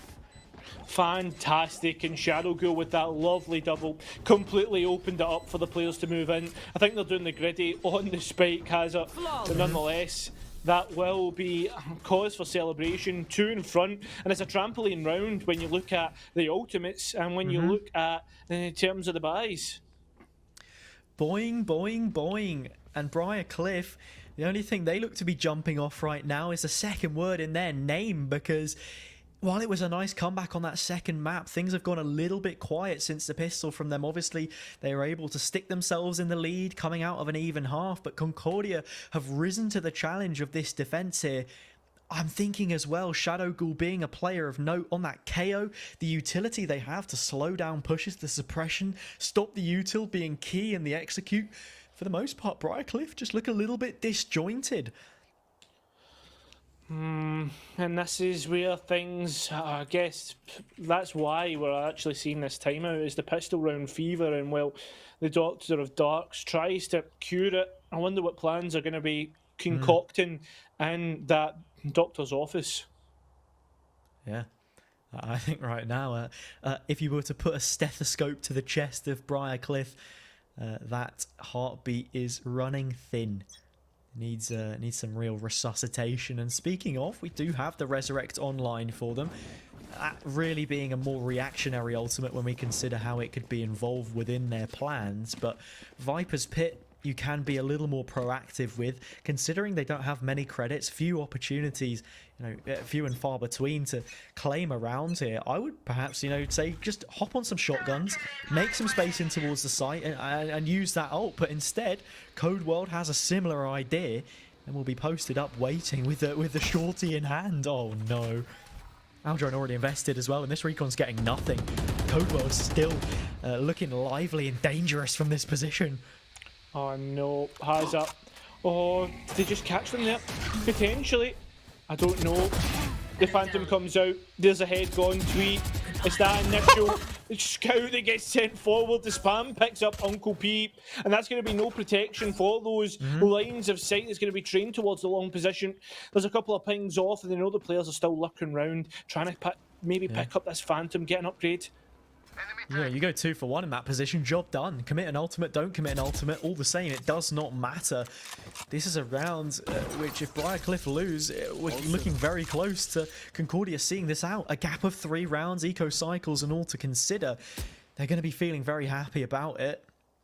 Briarcliff doubling down on this one still. 0 point, not able to get shot out, and that's now detected the presence of 2 separate players. So much information to keep contending with, and Jawbreaker holding down mid. They can just afford to commit all the rest of their resources towards this B defense with time ticking down. Merchant does make an entry though. Does so, but here comes the rest of the squad of Concordia. They're doing the work. They're finding the players. There's only one head left to collect. It's Joey, and they don't even need to collect it. The shock dart will do the work, and now that's 11-8. It's slowly starting to get towards those dangerous margins now, has it? Concordia, well, they have one more chance to get on towards confirming overtime, and then Briarcliff, well, it's do or die. Yeah, you would think that Red Radiant was dishing out capital punishment the amount of times they've sent a player to the electric chair. Very nice use of the shock dart once again. Similar to what Joey was able to create from the defensive side, but I think in terms of comparisons between these two teams, looking at the upper third or the upper 2/3 of Briarcliff and comparing that with the rest of the team and up against Concordia, there is just a bit of a gap, and it's not something that you want to hark on too much, but it has been the difference maker between these two teams, despite the very great comeback that they've been able to mount and bring us to this stage. Yeah, it's been a very tight affair, and it continues to be as these players still engage and pawn one another. trading out, keeping it even. That is that Hunter's Fury. It's been propped already. Step Bro takes out Merchant, and it's going to be traded Hunter's Furies, but they can't get as much dividends as that initial one that paid out and stopping the plant. They've got they've got a tick on towards the Sage, but it's going to be healed off. Yeah, it should do in due time. Joey tapping the plant, the utility flowing through to cause more issues. Red Radiant spamming away and eventually getting one for it. Most importantly, that spike is down. This is the buy round for Briar Cliff. This is them teetering on the very edge, needing to find something. Great use of the fragment to push Hariri off the angle, get Red Radiant back on their feet, 4 versus 2, doubling up the advantage as they can for player counts.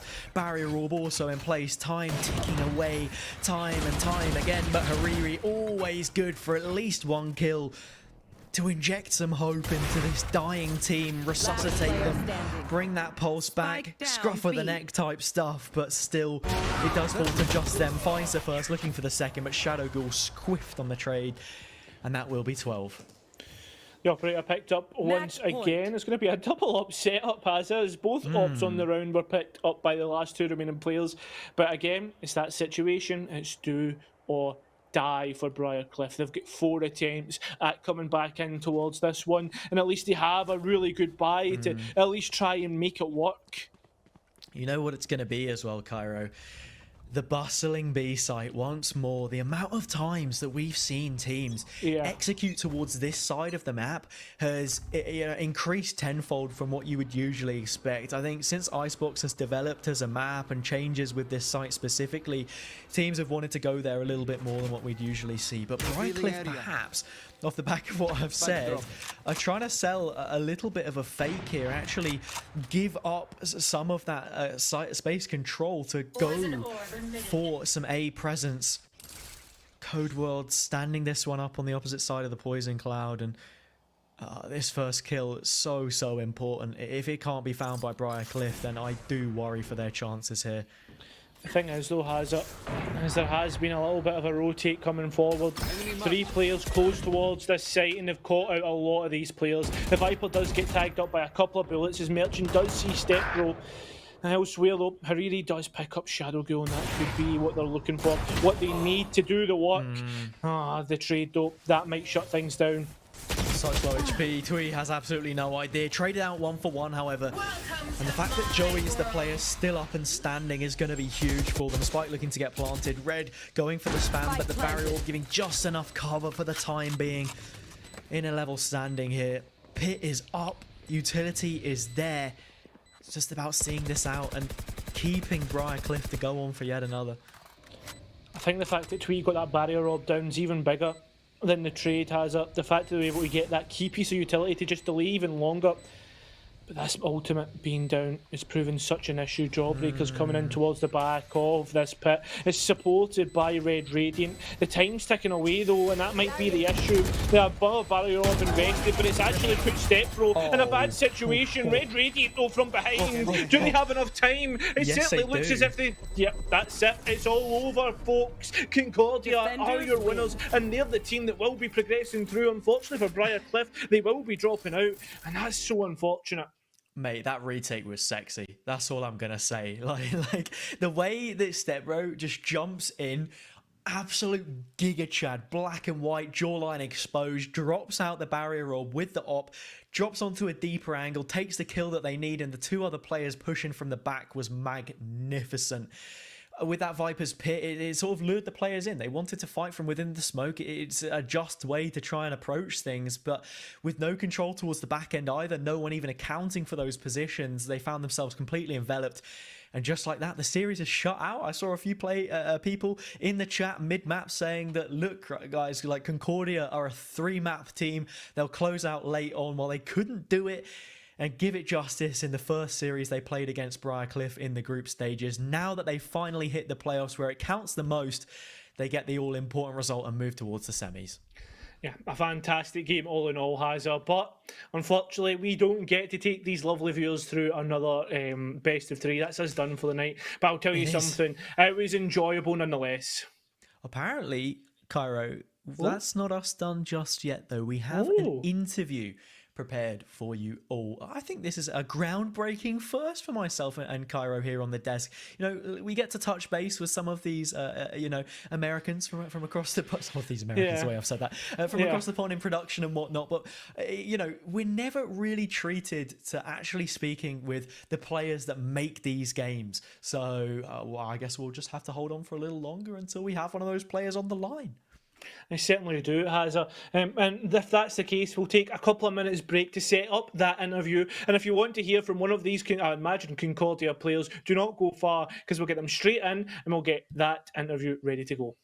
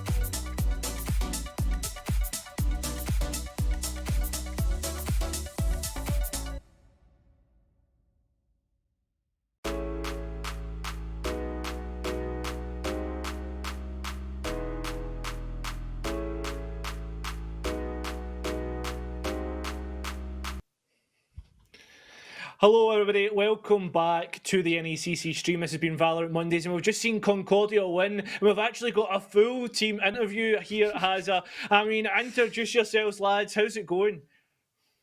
It's going good. We had a really great win. I'm Adam, I'm Red Radiant. This is Shadow Ghoul, and that's a Jawbreaker on the bar. Nice. Nice. So it's just the three of you with us, or is everyone else just sort of lurking in the wings? No, it's just the three of us. The other two had to do homework, sadly. Fair Oh. enough. Look, studious as ever, I'm Shit. sure, and I think that's definitely something to take away, right? The Nice. resilience that you guys Wish I coulda showed, saw it. being able to bring that one back in the third map. Obviously, you got off to a fantastic start. Good After shit. Breeze, then coming into Icebox, what was the thought process, and where was the mental game at that point in time? It's the little things in life. Oh, little trade of the headsets, love that. Oh, we kept the mental really good the entire time. Like we just went in like fresh mindset. Like last map didn't happen, and before the game we always say like Oh, really? pucks deep That's and cool. buzz. It's like a little hockey thing. Time. So Nice. I mean, once we start winning rounds together, like once we get a few, it just streams. Oh, no. And we just keep getting more and more hype. Yeah, I think the question I probably should rephrase that to a little bit more is like, what adjustments did you then look to make coming into that final map? What was it you identified that really went wrong on that second map instead of just closing it out 2-0 as perhaps we good spawning expected right you to after bind? We want to be a little smarter with That our was a swings. guy in We the, kind of taking a couple mid-tower more with ego the, fights shot that second rifle. map and taking Yeah. fights we didn't need to be. So we kind of adjusted to play a little bit safer, play a little smarter, and more together. Nice. Kyra? Yeah. Well, I was just going to ask. I was just going to go one further. Going on to the half, even did you think like Icebox was a done deal moving on to defense? Do you think that was going to be it for you guys? You were just going to take it from there, or was it a little bit more hesitation? We were really confident. We've really been working on our Icebox defense. So going into it, I knew like once we won pistol, it was pretty much sealed. Nice. Yeah, they only need 2 kills. That's a great way to put it, right? And I think you guys responded brilliantly throughout the game as well. So yeah, I mean, I'm not too sure what many more questions. Oh, no, we no, can no, ask. no, no. What's the team I had a environment like? Because repulsor. of course, you guys there, you're all sat together. What kind of setup are you working with? I could have stopped the We Aaron have G us sword like guy. I didn't realize I had a rows of three repulsor sitting on next to me. each other, so it's awesome. Like someone starts popping off, it's well, everyone's cheering. Yeah. fist Not gonna lie, bumps. guys. I feel Do you think that was key in keeping that mental level up and really carrying yourself through to that third and final map and then seeing it out where it mattered? Definitely, it plays a huge part. There's Yeah, always a same. noticeable difference when I'm in the same boat. members Yeah, working on we're good. those. Yeah, I can certainly imagine. It looks like a fantastic environment. Yeah, to Wednesday be is playing when in as we'll well. really put in. I'm so jealous, man. Like we don't have really those facilities in the UK, so like to see you guys being able to get that chance is amazing. But I guess well, I'll ask a quick Well, I'll see you question. guys Wednesday. Coming into the wish me luck playoffs, is there tomorrow. anybody that you guys really want to play in this bracket? Concordia, St. Paul. We want the Concordia matchup. Oh, nice. Okay. The supersonic matchup between the two Concords, that's definitely one to be looking forward to. But I think that's about all that Kyra and I have to ask. But thanks for being such great sports and, delivering us all 3 maps as well. And congratulations once more and enjoy the rest of your evenings. Thank you. Thank you. All right, then. That brings it back to just you and I, Cairo, here on the desk to close out the rest of the stream after hearing some words there from the players on the Concordia side. How's that adjusted your view of this matchup at all? What are your key takeaways? I mean, from my key takeaways from this is just it seems as if the lads totally had total confidence in themselves, and I think you need that, especially going through a playoff and championship bracket for these guys. So, I mean, total trumps to them, total kind of respect for everything that they got through in this matchup, especially after that breeze. 100%. I think as well, it's like walking that balance between confidence and overconfidence, like they said, and perhaps getting a little bit too overzealous when we went on to Breeze, having, taken through that 10-round lead, 13-3 advantage victory that they took on their opponent's pick initially on Bind. So once again, congratulations to Concordia, but, those festivities can only last for a week or so. We've got more playoff action when we reach the semifinals again next week for these guys, and, they'll be fighting tooth and nail to progress then to the elusive grand finals. But that's not all for playoffs action here tonight specifically. We have one more game coming up for you all, FIU Gold versus TAMU Century. Won't be Kyron and I the ones that will be leading you through that one, of course, but there are still, a couple more blokes to get in here and get the job done, of course. So that's all from me, Kyro. That's all from me, mate, and I hope you guys all have a great night. Stay for this next matchup. That's all from us. Hope you have a good one.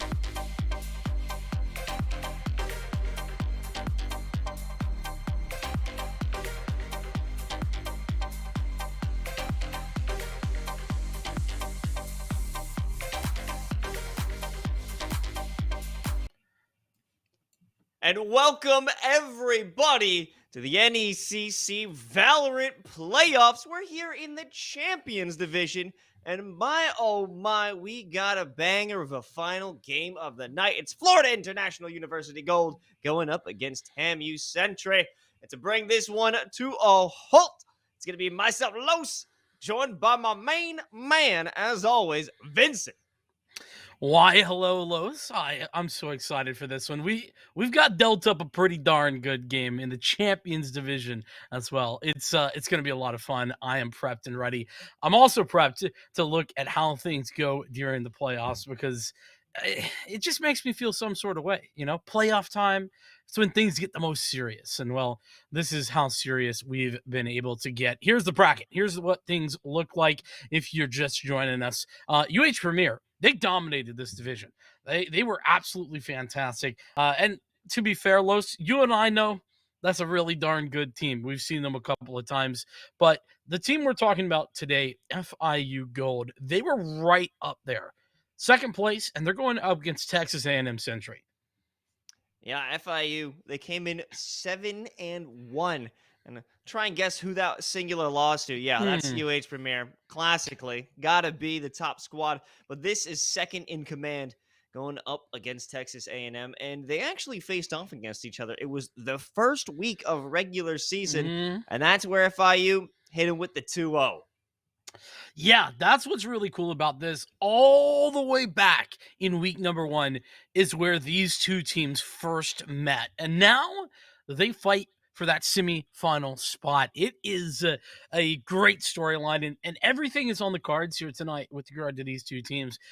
You know what? Sure, Texas A&M, They did take the loss last time these two teams met, and it was 2-0, but second map was very close. It was 13-11, and it's been a very long time. A lot of character development if this were an anime.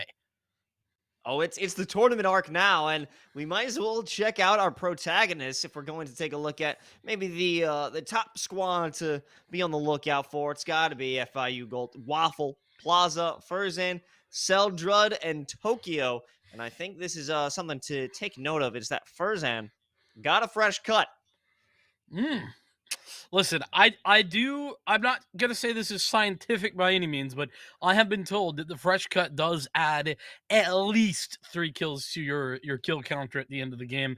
Don't know what that translates into with regard to average combat score, but it's got to be good. Let's flip the script, though. Let's talk about Texas A&M. This is who they're going up against, and we got some pretty solid players. It's Trix, Vandal, JWL, Austie Frosty, and Nimson to close out this roster. TAMU Sentry, their team that is not to be trifled with. They might have finished 7th, but they're 4-4 overall, and they've been on a winning streak. The last 3 games of this season, they've taken the W's. That's a hot streak, and what a way to start off playoffs. You're still feeling that fervor in your veins, and you want it. And that's what it comes down to. That's what really the regular season is all about. It's figuring out what isn't working for you, what exactly you need to make those improvements. And we've seen some great improvements. And to say they're in 7th place, that it's tough because it's actually a 3-way tie for Alvernia, Redbird, and Texas A&M. All 3 of them are 4-4. So not quite in 7th place, but I guess if we're going to get technical with it based on that round differential, they got to take that one. -2 on the round differential, where their opponents, FIU, that big 94 positive. But hey, with that positive attitude, especially with that comeback story, I wouldn't be surprised if this is going to be a potential 3-map series. I think that's a real possibility, but I think we can't undersell the storyline, Los, of FIU, because this is a team that I don't feel like gets the respect they deserve. They're out here, they're 7-1. They've been dominating in this conference, but they don't get the same sort of respect, I feel, as the likes of UH Premier, who, I mean, arguably top 5 in the collegiate space. Mizzou, our team in this conference, they too are very revered with regard to their Valorant collegiate scene. But FIU, I feel like they fly a little bit under the radar. So I'm thinking that now is the time that they want to show that this program is on the map, that they are the ones to watch, and the puny TAMU team can't stop them. I mean, that's absolutely right. They've done it before. Entirely possible. Very much a likely possibility that they are going to do it once more. Now, I'm more interested, rather than the speculation, to find out what we already know. What is a definite? So let's take a look at the maps that we'll be seeing here for this best of 3. And whoa! Vincent, we got a fracture. This is very spicy indeed, Los. Haven into Fracture and then Icebox, but we won't talk about that. But Fracture is a lot of fun. I'm very surprised to see a team willing to go this direction, and I think it speaks to the confidence that Texas A&M have to pick this map, because you don't pick Fracture unless you have experience, and you certainly don't pick it in the playoffs if you don't think you are the team on this map. We start out on Haven, though, and I think to start things out, this makes a lot of sense. I feel like a lot of the strong teams are very good on Haven, because Haven is all about communication. It's all about rotations. You need to be able to communicate effectively and rotate efficiently, especially for that defense, if you want to be able to have success on this map. And so for that reason, I think a lot of the higher level collegiate teams tend to like to go there. As we look into that Fracture as the second map, I think that does get a little bit scary. Yeah, but speaking specifically about Haven, you're so right. It involves so much focus on winning your ones, taking those individual battles, because you won't always have that trade capability. Say if you're looking down A long, you're hiding in sewers waiting for a pick to be sucked up by the defensive squad. But maybe We'll see what's going on. We have that classic fade raise. Don't even need to really talk about it. Almost a mirror composition save for the controller. Yeah, this is pretty pretty tough to say.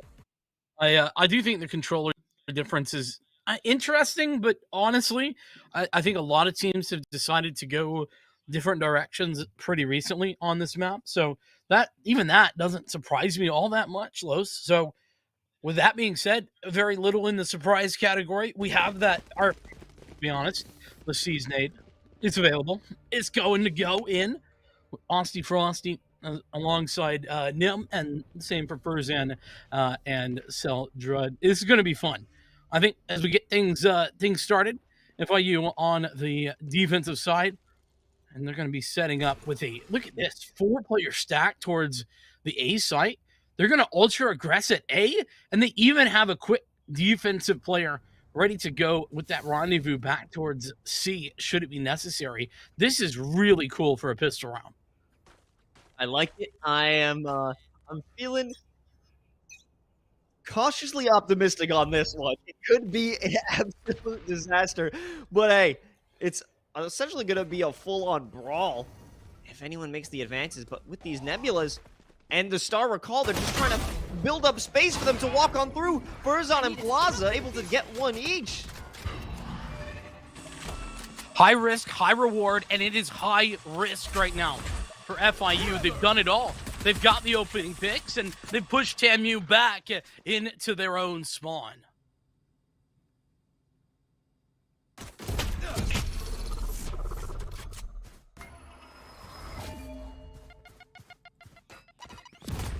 Trick's the first one to make an entry here. Looking to get anything. They're good for a singular kill, but they had the spike. They're too far gone. A lot of damage onto the FIU players, but this is just a massacre of utility. I mean, quite literally. You mentioned the damage. Look at that. 4 players survive, but 3 of them are like sub 30 HP. I think that's where it turns red inside or up at the top left there. But regardless of the actual numbers, Texas A&M, they got close, and it just isn't good enough. And so with that, we're gonna head into this second round, this anti-eco round. Looking at the purchases, it's pretty standard. We've got a few normal things going on, and with that, I think we are into a bit of a tech pause here. Yep, that's normal as well. It's just on the list of normal things that we're finding out today. But I think that previous pistol round strategy, that's a one and done. That's never gonna work again. You can't bring that back into play. But hey, it was damn entertaining. Well, and you know, we don't know if that's something that the FIU were able to read TAMU and saw that they did that in the past, or if they've just realized that there's a lot of A hits that often happen. I feel like it is pretty regularly A hits or fast B hits on the pistol round.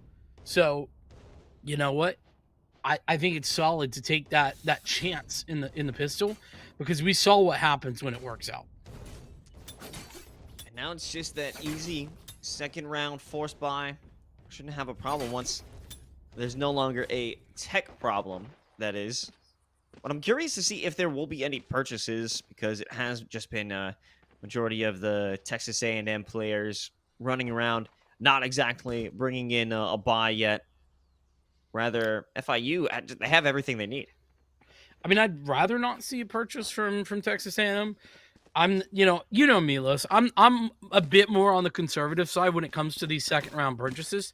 I tend to think that you put yourself behind the 8 ball if you are making those investments. But even if you're really good at them, it can sometimes be difficult. So I think it's probably for the best. Regardless, this does kind of stop the momentum that FIU had in that pistol round. I feel like that was a very explosive start. It definitely caught Texas A&M off guard just a little bit, and with the amount of time that they've been given to kind of chill out and wait, unfortunately, I think the impact is lessened.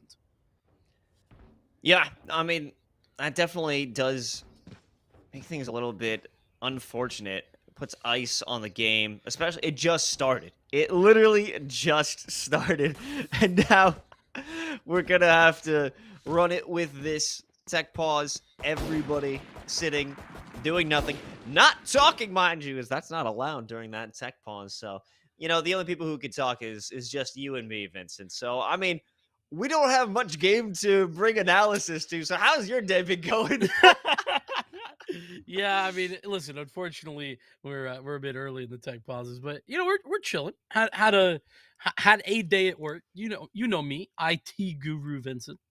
Had to jump in there, fix some problems. That's the problem. They don't have me over there. I would have already been fixed. I know. Yeah, I was thinking you should just jump into the Discord, be like, okay, just close this program, restart this one, get it. What are you doing? let's figure it out. No, I mean I'm kidding, of course, but I think it's a lot of fun. Los, what did you do today? What have you been up to? Yeah, it's been a while. I went to the gym again. Let's go. Did some editing on videos. I made auditions, did some audition tapes. And I made a TikTok. So I was pretty happy about that one. I rapped. Auditions. Hold on. Yeah, auditions. Let me jump in on that. I'm imagining you. So like those auditions for like for like Survivor. I'm imagining you're doing like those, like the insane video type of things. Is that what it is? I'm not nearly as crazy, but sometimes I have done roles. I have read scripts that I am ashamed I did. You look back and you're like, wow, Current Los, you would have had to pay me a lot more for that. I've done some stupid roles, Vince. I can tell you that. And the money is in most cases not worth it. But hey, you know, we add it to the reel, we add it to the resume, and we call it a day. And now we're gonna call it back. It's a round 2, baby. Let's go! Woo! We're getting back in there. Thanks so much for your patience, everybody. Apologies on the delays, but we got everybody ready to roll, and we're back for round 2. As we get down to what ultimately should be a pretty easy round. I really like that setup by Furthan. It's pretty nice. You get a lot of early information out of it, and even though he only gets 2, it's instant. Vandal's got a moment. Oh, just one moment to take a shot, but Celdrod, quick on the draw.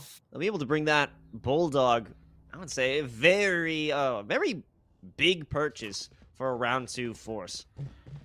I like the Bulldog, especially as like you don't want to handle, so you get a Bulldog as that second rifle just to make sure that your buy has some behind it, but you know you don't have to invest so much. I think it's pretty nice.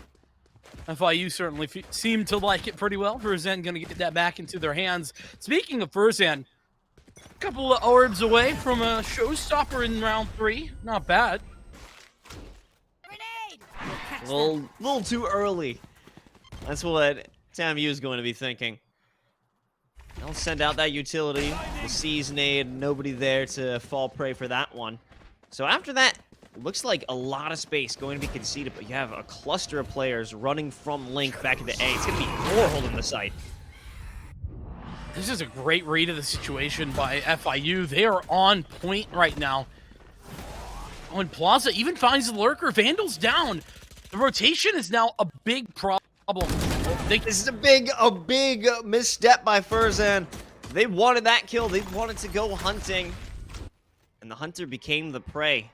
And hanging out by long. They're trying to make judgment if they want to push into this site. But, I mean, FIU's just going to push and give themselves up for free. Oh, and Waffle... This is one of those situations where FIU, they have invested so much in going for the information play that they almost force themselves to go for even more. It's a rough situation, and they walk right into the trap that TAMU set. Yeah, that's a rough spot. Tokyo cut off by the dark cover. I mean, you've got Plaza, who was able to get that one kill across the map back by Grass on the lurker, but now that they actually have to make moves to get into the site, it's going to be a lot more difficult. I mean, they might as well send it, because this is their bonus round. So they have the opportunity just to hurt TAMU's economy. Big turn away from the flash, but Nem good on the shot after that. Tokyo is all alone in the 1v3. No real chance of getting out of this one. No, and actually should get at least an exit here. Ooh, what a... Oh, boy. You hate to see that. That's tough. Tokyo didn't have to die for that. They still had armor that they could have brought to the next round. After those shots, no, death was the only option. Yeah, it seemed like a self-penance, right? Tokyo Yes. said, I gotta throw my life after that one. It was a mea culpa of sorts. It was like, my bad, guys. I'm sorry. Don't worry, he has plenty of money to buy in. As mentioned, though, could have had a little bit of extra armor. But FIU pretty much playing themselves there, Los. They got the opening pick, and then they just kept pushing. Texas A&M stalled themselves out at the right time and read exactly what FIU were wanting to do there. Now they'll have to change that strategy. They can't willingly give themselves up like that. They've got a real investment this time. It's the rifle round. The first big opportunity for TAMU. If they could win on that even footing, that's going to be a huge boon for their success. It's a good point. Showstopper, remember I mentioned it was coming up. It's already up and ready to go here. So potential for retake utility or to stop a push, regardless, is available on the side of FIU Gold. But they're going to get stalled out on Texas A&M. They just hit a brick wall called a nebula. Hard to get through, hard to see through, hard to make any decisions off that when it comes to B. JWL, they're consistently looking for that peek through garage doors, and worse timing, and even worse timing possibly for Nem as they want to make their way inside the site. And oh my, how many worse timings are we gonna get in a single round, Vincent? Yeah, Texas A&M not having a good time. They're gonna get even worse timing here. Or Marcel Drudd. He just stepped out and he saw everybody. It was a shooting gallery. Pew, pew, pew, pew, and they were all dead. A lesser player would have gotten one, alerted the rest of TAMU, but that was the clean sweep spray that they needed. Transfer good enough to cut down the entirety of that squad. TAMU now back to some upgraded pistols. That's so brutal, Los, because that's the gun round, right? Like, Texas A&M won against the bonus, which is what you would expect. And then they instantly lose to that. So just some guy dropping out of a smoke at the right time. Not a single player looking the right direction. Brutal. That's a lesson they won't soon forget. Hold on a second, Los. When did that showstopper get used? And where? What? I'm racking my brain right now, trying to figure out when that happened. You got some explaining to do. Yeah, I don't know what Furzan is doing. I mean, they've had some great shots, great plays previously, but the showstopper. That was supposed to be Furzan's quad kill right there. And it was just used out of frustration. They're like, ah! And they just shot it into the sky. Yep. I'm sure that's bad for the environment. Probably don't want to do that. You know what? I'm sure Rays as in their lore is a climate change denier. 30 seconds left. What? Okay, Los. I'm sure that's definitely what's happened. It's a 3v5. At least they're gonna get the spike plant. And that's good enough. They'll be able to get some money, and I wouldn't be surprised if Nem is able to pick up something with the blast back. Oh, that's a beta. Used to that one, the old classic, when that actually did some serious damage. It's the only one that'll give him a kill. But hey, I think they'll take it over a flawless.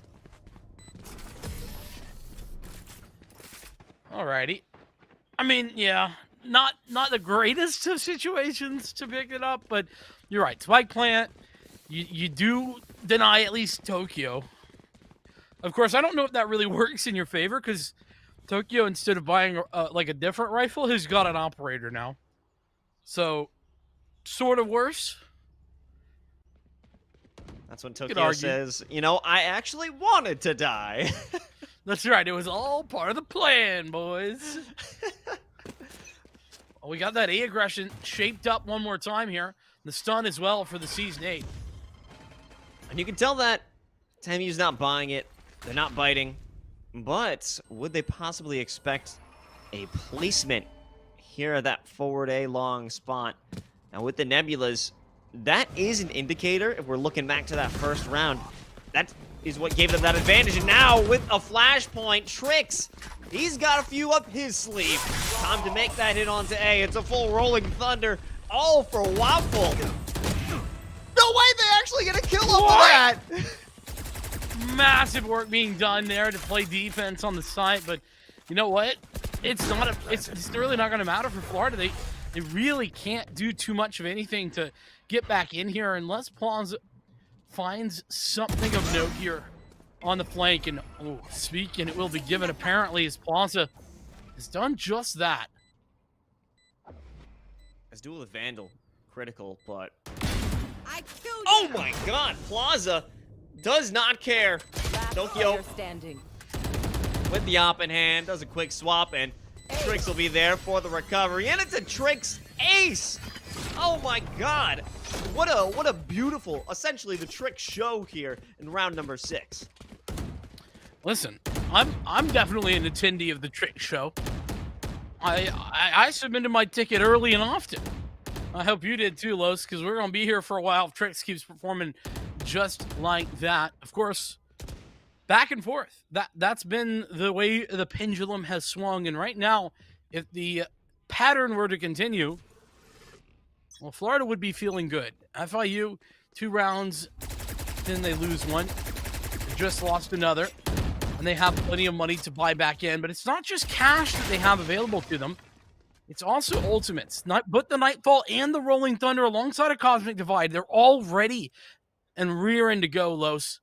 Prepared to deny entry to what currently is looking like a B site hit. Pretty dry one, save for that trademark giving notice. But other than that, they won't even make a move. In fact, they'll allow that Nebula to be used so they could put their pressure elsewhere. But Tokyo on the op, that's going to be a big purchase. And I think they had enough money to bring a second one into play. Certainly is looking like it. There's Tokyo chiming in. Mentioned that op, and here it is. Comes the firing squad. Tokyo back again. They have a second one. There's the Rolling Thunder in defense. Vandal struck with it, a flashpoint to follow it up, and Waffle is not going to allow anyone onto their site, at least not through the entrance proper. Little bit of chaos from JWL over in Link, but it is handled efficiently.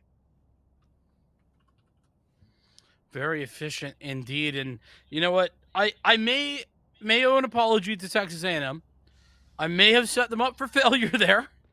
I said it the normal procedure, as we've been seeing the last 6 rounds continued, it would be a loss for them. And unfortunately, they walked straight into Tokyo, who picks up 2 crucial frags with that operator. They also hadn't seen Tokyo's op on C yet, I don't believe, which made it even more difficult for them to anticipate that position. Look at how deep Furzan is. Once that showstopper back and once it bad. Wants to bring a moment where it's actually a noticeable ultimate. Trix, they've got a sniper on the other side of the map, while Vandal's got that tour de force, the stinger in hand, bringing it close. And no one getting close enough to be a real threat, but they're all lurking around every corner, every shadow. Is an FIU player waiting for this moment, and I'm wondering if this is going to be a clear, or Furzan going to go for the swing first. And a little jiggle puts them in the proper spot for them to get that shot. Now 3 up mid, nothing really to make their entry with, but they'll do it regardless with a Prowler and some guts. And Vandal sure would have loved to have a Vandal right there, you know what I'm saying? Tough luck. Either way, entry in towards B, pretty successful. Ultimately, it's going to be the A hit, and I don't know if this is the right decision, because look at the players.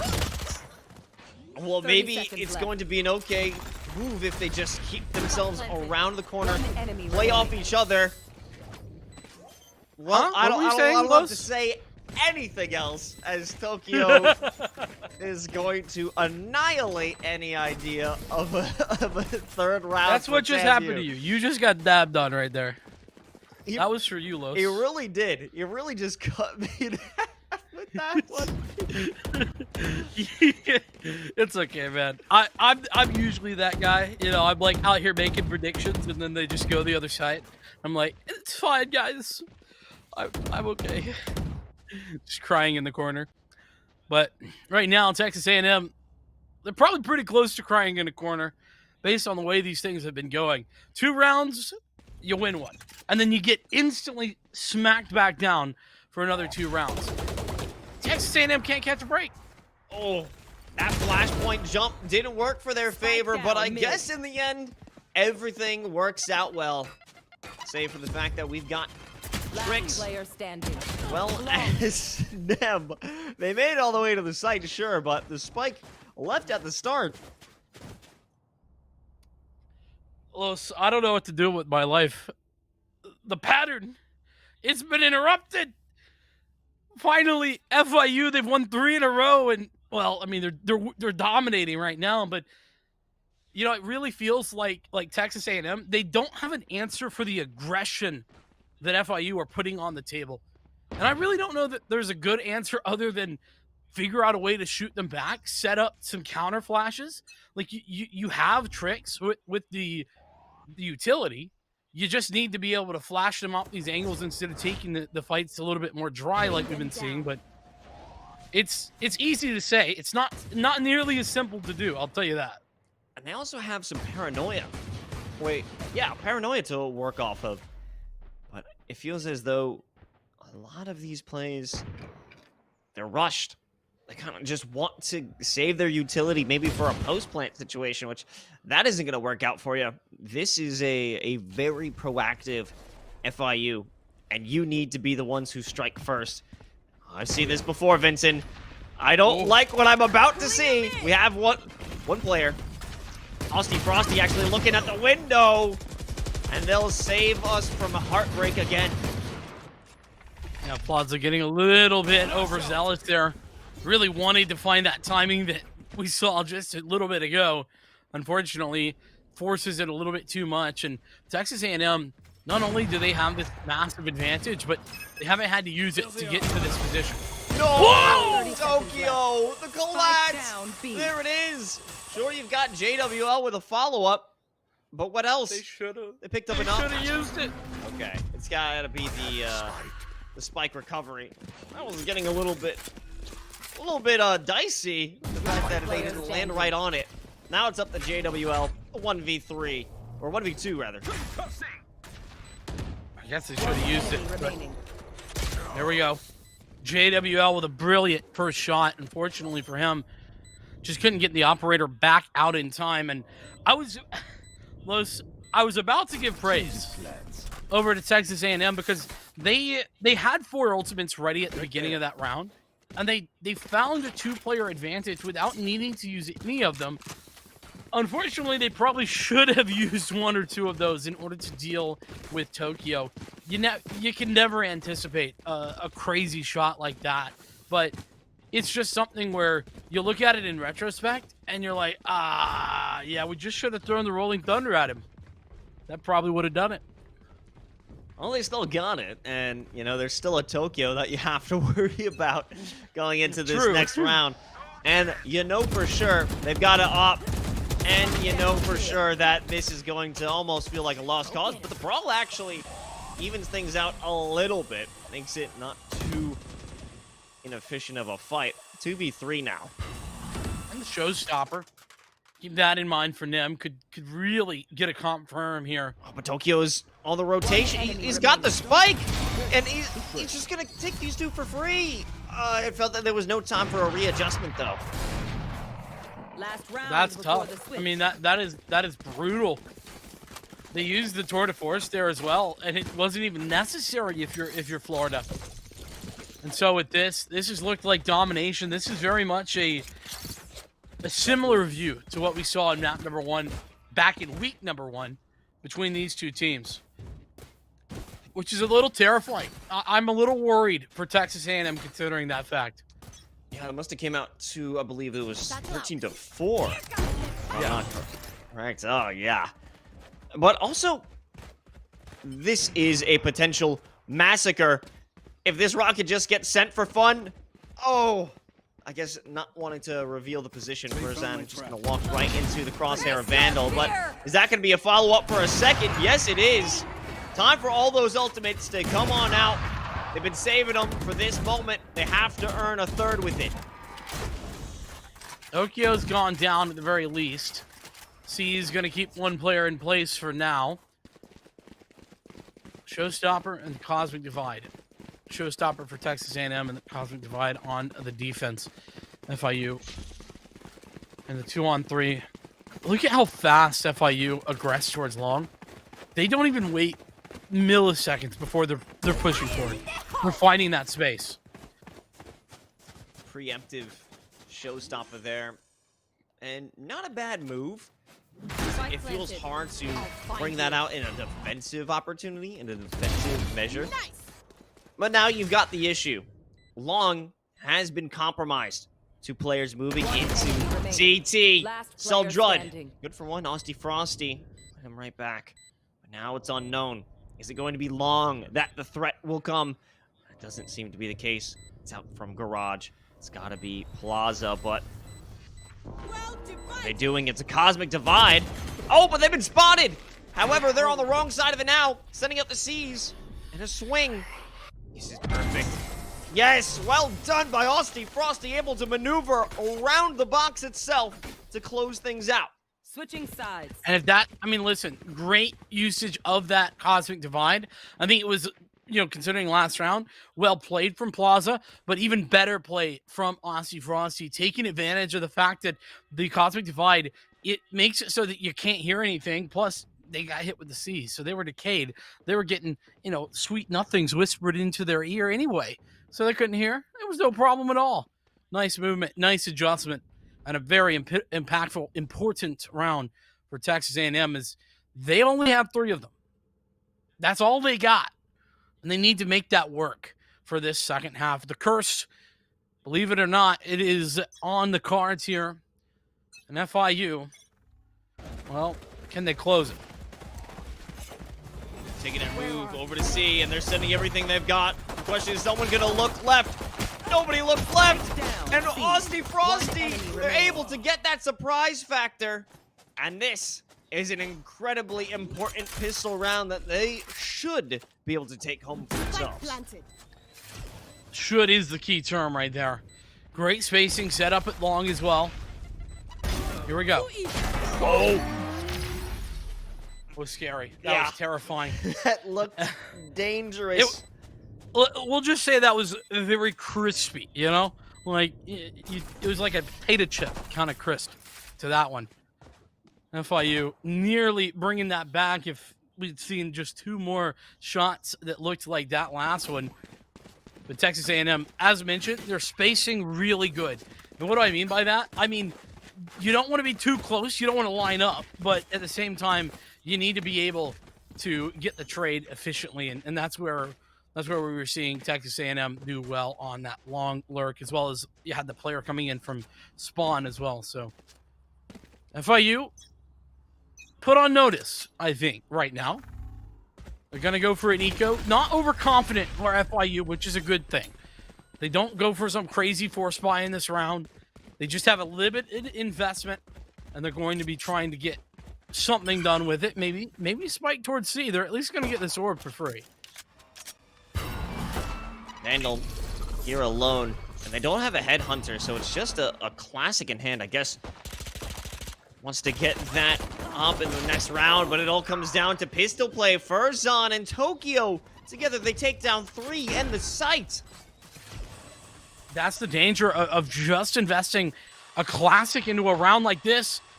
And Plaza now has the Bulldog. This is scary. Oh, not a lineup. It couldn't be like that. Tricks secures the kill, but now they've got a Bulldog in hand, but they are so beaten and battered that a single shot from Tokyo They line up right. That's all it could take. But it's not all they will need. A pinch from Waffle, able to secure that. It's the 10th here for FIU, and what a critical one for TAMU to lose. That is brutal, Los. How are they allowed to get away with that? And listen, to all of you gamers out there who've asked me in my ranked games, what do you mean? Why do I need to buy a gun in the second round after we win? That's why. Right there. Watch that back in slow motion. It's because that can happen if you do not invest enough to have an advantage in these gunfights.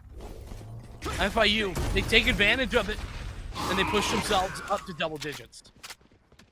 We've got a Stinger in the trenches with Neb, as well as Trix. They want to work together. Oh, they've been caught by Tokyo. Tokyo's going to keep the trigger pulled and pick up a second. Defense eradicated. Sights executed. Spike planted. The plan was pretty darn simple. Walk into A and just take it for themselves. Texas A&M now trying to stop that. Trying to retake. 3v5 though. What can you do? And the Rolling Thunder as well. On the back line, just in case. You know, just because. I think they save. I think Texas A&M should save right now. I don't know if they have really any other option. They'll just be expending abilities, but now I'm not so certain. But staying inside that fault line, that's going to be an issue because you know Waffle is a menace, as always. You're right. Waffles are a menace. I'm a pancake kind of fellow. Yeah, no, those are better. we can all agree on that one. Oh man. And suddenly everybody's in our DMs just angry. It's like, I didn't realize there was the Waffle Mafia. My bad, guys. Well, I will point out that fun fact submitted by Waffles is he thinks Waffles are mid. So I guess, you know, the person whose namesake is in there, they agree. I think that means that we're objectively correct. There's nobody can argue.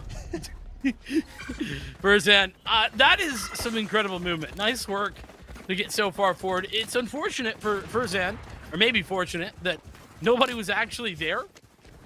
All of Texas A&M were aggressing. No way that this is actually Tokyo coming up. Bro! It just seemed like training for Tokyo right there. That just looked like a little bit of aim lab. He was playing deathmatch. I'm convinced. This is a deathmatch lobby. You cannot convince me otherwise. Texas A&M. I mean, yeah, it's an eco round. I don't care. It looked good. It was pretty. It was nasty. And suddenly, Florida are just ready to close this out. How did we go from great pistol round from Texas A&M? They do good into this. It's suddenly match point. Let's play. You know, there was an opportunity seen by FIU. They seized it, and they ran with it. Not to mention, we are just getting some of the crispiest shots from this squad. Take it all the way to the limit, especially with this Rolling Thunder. Might be an opportunity if Nem isn't spotted. And I think that might be it. Tokyo with the close range. Tour de Force says, nah. That's what we call a bruh moment, Los. In the business, bruh moment.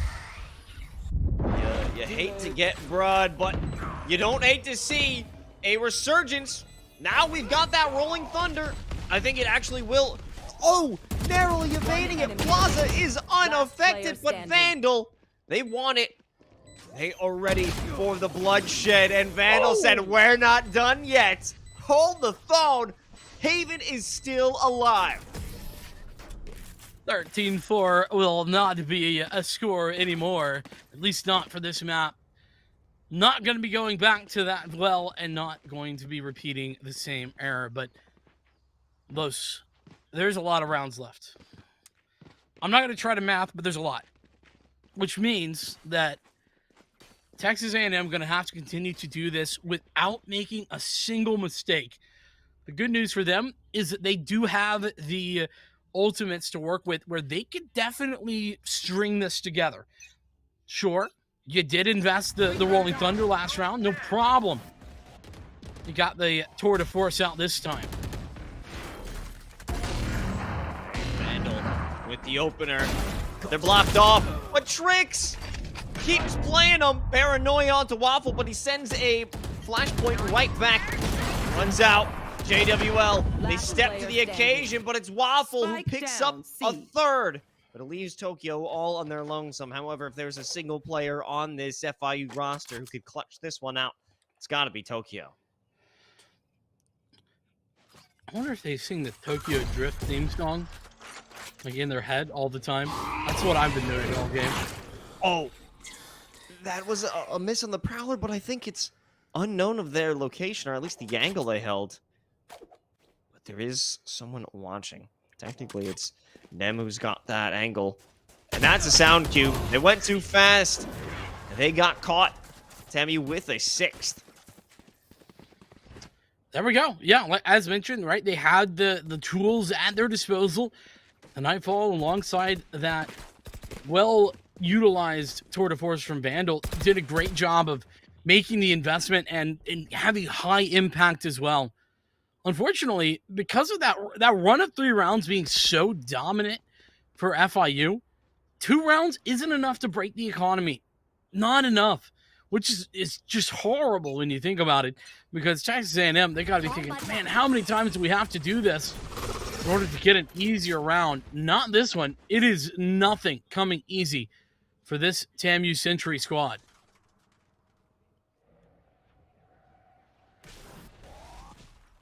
A lot of information gathering, or at least a very hesitant FIU squad. They're not looking to throw their lives away. They're starting to respect TAMU Century. They realize that any rash movements, well, it'll lead to their death. Very default round as well. FIU not giving anything away. They're absolutely playing this to perfection. Here comes the B hit, though. Haunt coming out. The Nebulas for either side. Oh, wait a minute. That could have been a possible after-shot play, but there it is. Sent out by Tricks. Flashpoint, but no one wants to make an entry. They're blocked off by the Nebula. Tokyo, with the Vandal in hand, not this time. Potentially going in for the swing. They take their one.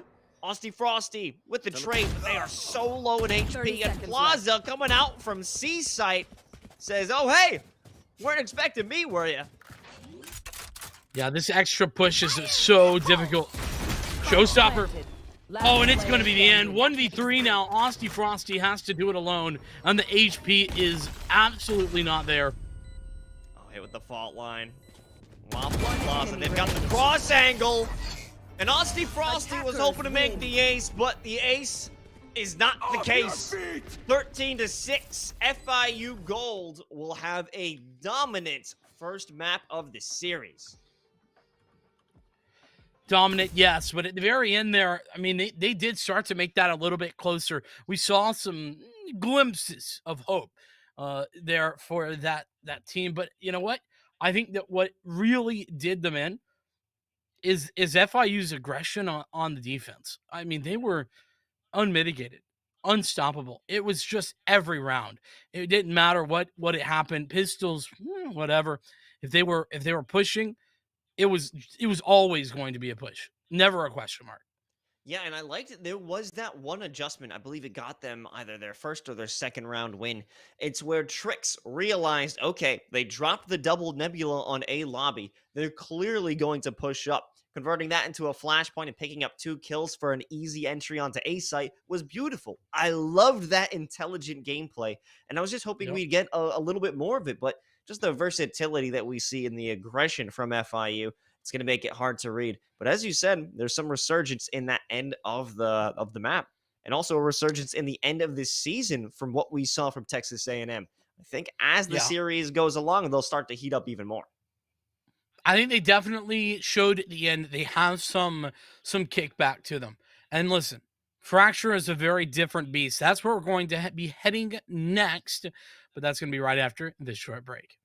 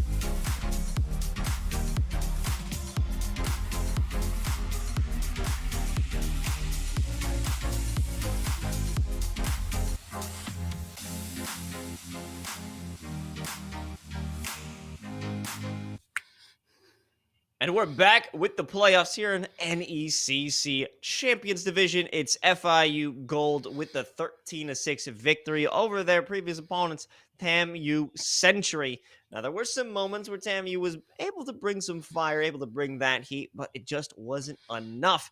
And now we're headed to Fracture. Listen, TAMU Century looking like they're maybe centuries old in the server right now. They need to step it up, all right? They need to figure it out because they got rolled in that first map. Now, listen, to be fair, Los, that wasn't their pick. Fracture is their pick, which means that they are going to need to step it up if they're going to want to bring it in. But, you know, listen, not trying to add any pressure, but I did get some information over the course of our break, and that is actually that if FIU managed to win this match, then all of the FIU rosters, all three of them from each of their different conferences, will be in the semifinals. I mean, that's some pride there for Florida International University. If they could all break through, that's something to be proud of as an organization or as like a collegiate program. That's what you want to see. So, you know they've got a lot to live up to because these are the last players to try and make that effort. So they want it bad, Vincent. Yes, they do. And, well, I'd say this is looking pretty standard, at least for Fracture, that is. The one thing that's a little bit different, JWL on the Viper, I feel like we don't see the Viper nearly as often anymore. It's pretty much become a Brimstone... Like, Brimstone plus Viper? Yeah, pretty often. But just Viper? I don't know about that. Yeah, that's only going to offer protection maybe for one side, or you'll give an option of a toxic screen for one defensive angle, because you don't want to cross off the entirety of a site, at least when you're on the defensive half, because you're going to be cutting yourself off, and it'll be removing options for you and your team to share that vision with each other. But hey, I'm excited to see it. It must have been an intentional pick. They must know what they're doing with it. So I'm ready to learn. Oh, most certainly they do know what they're doing. By the way, I know we don't get to see this map very often. This is a beautiful map. Very pretty. Gotta shout out the designers over at Riot Games, because they did do a good job. This map might be an absolute ridiculous piece of crap when it comes to hey, gameplay. whoa! You are out of line because this is a good map. I know. It's okay. I understand that you're just incorrect on this, Los, but it's fine. We can still be friends. No, I am in the party of people who is correct, so I am correct about my opinion. You know what? That was well played. I gotta give you that one.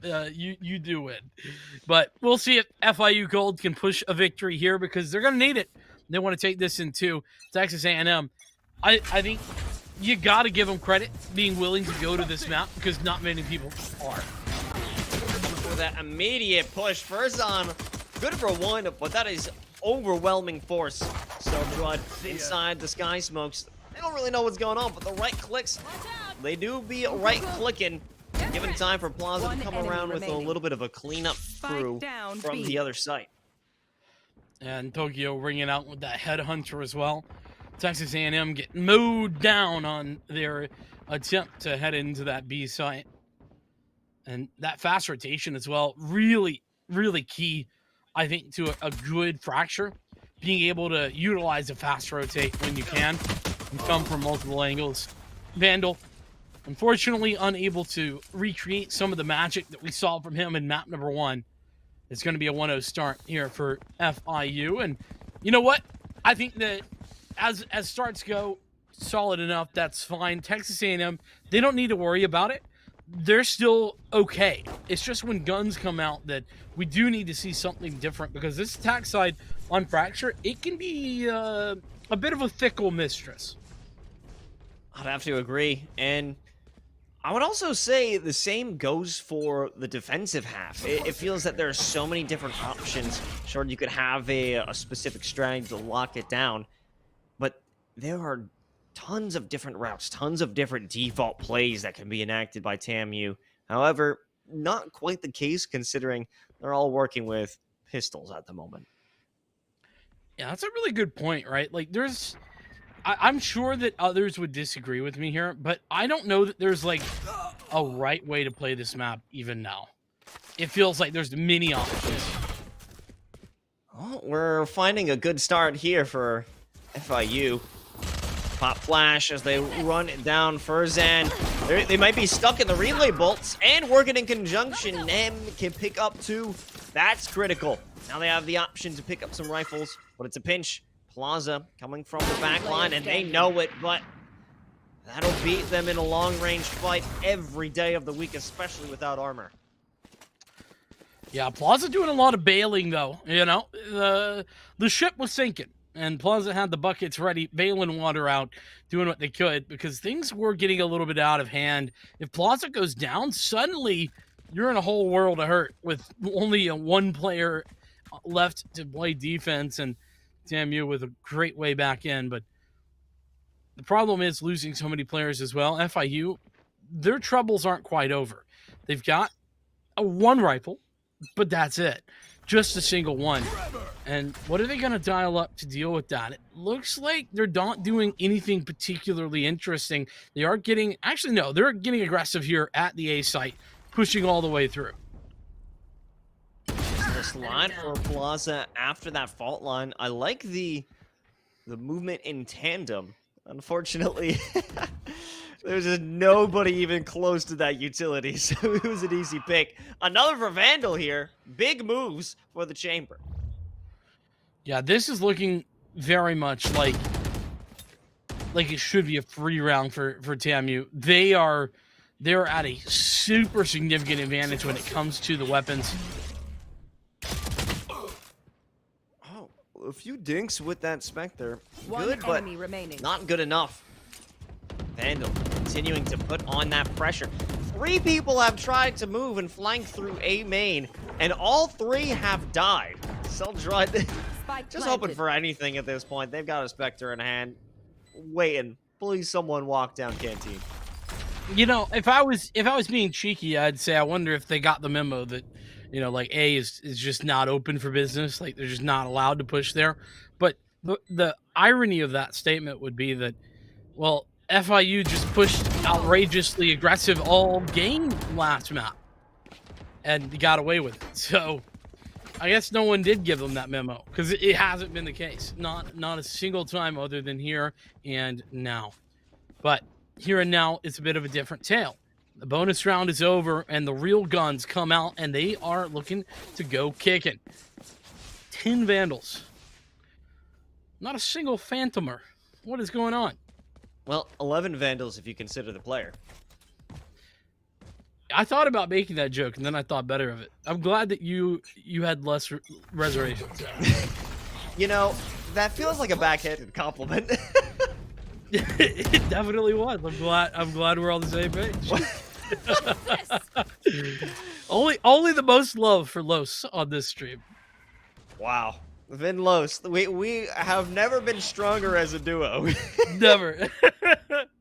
I'm definitely not tearing us apart. Well, damn you. Need to make sure they don't get torn apart here.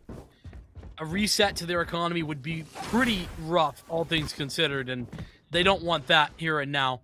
So FIU, a much more passive round from them this time out. Yeah, realizing that sending 3 bodies down A main, not quite the move, but you have this good default. Vandal looking for anything they can, but there's a presence on either site, so it's a real tug of war to put that positioning of your defensive capabilities. Where are you going to send them? Well, now it's time for the rotation. Everybody's running over, save for Plaza. With all this utility, about to make the move, but can they really? Everything's stopping them. They have the fast lane, but they can't move fast through it. I mean, yeah, get stunned through it. That's the problem. Get smacked with the fault line. It was perfect, but it is a 3-on-3. Oh, Seldrod out from tower. That's everything they needed. And a 3rd, why not? So much time spent trying to get into the site itself that once they actually broke through those defenses, they didn't have any composure, any posturing to clear it out. Seldrud, more like he's out for blood as He takes 3 kills there to end things out. Brilliant stop to that site take. What is the... Am I just not well informed enough? No, this makes sense. Could you inform me? Could you help? I mean, you know, it's kind of one of those if you know, you know type things. Oh, okay. Yeah, I understand. I'm just... It's like high school all over again. It's cool. It's a meta play. Okay. Understood. Texas A&M, I'm going to hope that they have noticed. Don't know how they could have. You know, it's they were in spawn, but it's all good. As they move forward, it's an interesting dynamic, this aggression towards B that they're taking right now. I feel like this is not the standard entrance into the... Okay, well, they've just turned around. Ignore it. Ignore everything I've just said. Comes that line. That toxic screen. I've been endlessly curious about this. And it's good to cut off vision, but also it makes things difficult to walk through arcade. But hey, here comes that rolling thunder. Nem exploding onto site. They'll be with the pop flash, but no conversion after that. It is Self-Drud, though, who's working with it. Tricks to ensure things aren't lost. It's still a 3v3 until Tokyo enters the party. And with this toxic screen, it just adds that much more layers of confusion. 25 seconds left and no ground has been gained. Look at how fast that Neon gets the heck out of there.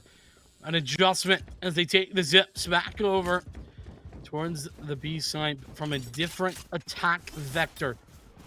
10 seconds. 10 seconds. Is there even time here? No, there's no time. There's no way. I mean, they can make it, but Furzen, he's just gonna walk on through and pick up the Yeezy double. Was that the Yeezy double?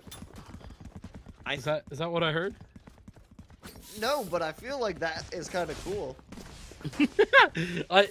It's a double kill sponsored by Yeezys. VCT, please, can we make this happen? They give away Yeezys or some such every time it happens. And that's is it? Check the Come panel on. below. Right. To You just our need to giveaway. hire me. You need to hire me as your marketing guy. I'm telling you. Listen, somebody clip that. We'll send it right to VCT. And I'm sure they'll make it happen. There's It's- definitely no problems with that at all. It's done. Frosty. Well, they're about to see. They're about to be done as well. Or maybe What? not. Frosty and Nem get them shots. It's a duel of colliding flashpoints. It'll be the gold squad from FIU who walk out on top of it. And they'll be able to pick up some nice shares for their troubles. Breach killed. Oh, they're these not done sheriffs are... Yeah, they're doing some massive amounts of damage. Oh, that's rough, JWL. Enemy remaining. Oh, okay. Just hit the shots. JWL, one-on-one. The HP is the problem. This would be an insane thrifty if this occurred. I mean, they have to realize it's around the corner, and Tokyo is there. But, I mean, all things considered, that was a very successful round. I mean, 4 kills. Yeah, they invested pretty heavily to get the sheriffs into that. Let's not pretend, but you're right. Texas A&M, they got a massive amount of success off the back of that, and it's not just in the economy, which is very much real. Look at Furzan, 50 creds to his name, 650 for Waffle, and pretty much nobody but Tokyo has much left in the bank account. But it's also the ultimate. Here's the overdrive, though. Plaza wants to apply the pressure. Really just going for anything there. I guess if you don't have a Vandal to spray with, you'll spray with the overdrive. Swinging around, breaking that trademark that's actually critical. They do have the Vandal, but I mean, it's not gonna work on anything. That offensive countered with ease. Great work there from Texas A&M. They stand tall. They wait. They're like, all right, well, if you're going to push us, we'll just wait and shoot you in the face. All reliable, but it won't work this time. Self-Drud cut down. And Tokyo is going to be hard-pressed to turn this one into a clutch. The 1v3, they've got the upper hand. Well, you know, that's pretty convincing, Vincent. You know, I'm starting to be a little bit convinced, at least. And why not? The fact that the Classic did that, it chipped away so much health, that this could be converted into something else, but Austy Frosty, too quick. Ice in their veins, as their name would suggest. They went out the second. Yeah, I'm a little confused at why we didn't have the headhunter out there, because you were joking, right? About like, well, you know, this would be crazy, but then Tokyo, if he hits a headhunter shot, that's winnable by every metric. But instead, doesn't have the headhunter out. Has the Classic instead. Misses out. Otherwise, though, well played from Texas A&M. And it is all off the back of that FIU set play. We didn't see that happen back on Haven. There wasn't a moment where FIU got entirely counterfeit. Oh, Nem getting so aggressive. The relay bolts not quite hitting where they need them to. But in the end, they will create that space. Waffle here. And, oh my god, these are so crispy. Well, we're going to use that word to death, but it's accurate. Aftershock to put some pressure and hell on the site itself. Plaza needs to drop down and create that extra layer, an extra piece of the pie. And now they've got the opportunity. 2-on-2. They have to drop out from drop itself, and the fast lane will be the nice entry to make it happen. All the utility has sort of missed its mark. Great crossfire setup, though, now. Relay bolts. They should have been perfect. In fact, Trix was stunned, but Trix has the perfect shots. The survivability out of this player, stunned or not, is on display here, and TAMU with their second round victory, or in a row. Yeah, putting it together, but it was one. That initial win was off the back of Florida making a play that didn't work out as they had intended. We'll have to see if any more of that comes TAMU's way. Now we got money back here for FIU. Oh, this is the first time we've actually seen clashing utility down in A main plaza. First one to make a swing, but it's actually Waffle out from rope. Denies the Sands play. Another flash. You know, they just don't care. Waffle's gonna say, you're gonna be blinded, but as long as they're blinded too, it's all good. I feel like everything is answered by, no worries, no problem. Whenever Plaza is involved. It's just like, you know, you could go down. Yeah, no worries. You know you could lose. Yeah, no worries. It's fine. I'll just shoot them. Just be better. I guess, to be fair, it's worked most of the time, so why should I care? Here's that wall coming out. We've really not seen it have that much effectivity, but pretty much committed now to this site. Plaza, they were waiting for that shot, but working in conjunction with each other. Furzan has the trade. And now the pressure is being applied. Either side, Furzan unable to create a safe space for themselves. And Waffle, they aren't in a position to have that shot either. But I mean, if you're just going to win your duels, Vandal. Clutch. You're going to have to try and win it again against Vandal. But that won't be the case. And we are one round away from a 5-5 equalizer, Vincent. This is the best we've seen TAMU perform. Yeah, and oh my goodness, Vandal's performance right there, the timing on their swing was so perfect. Big victory to win there.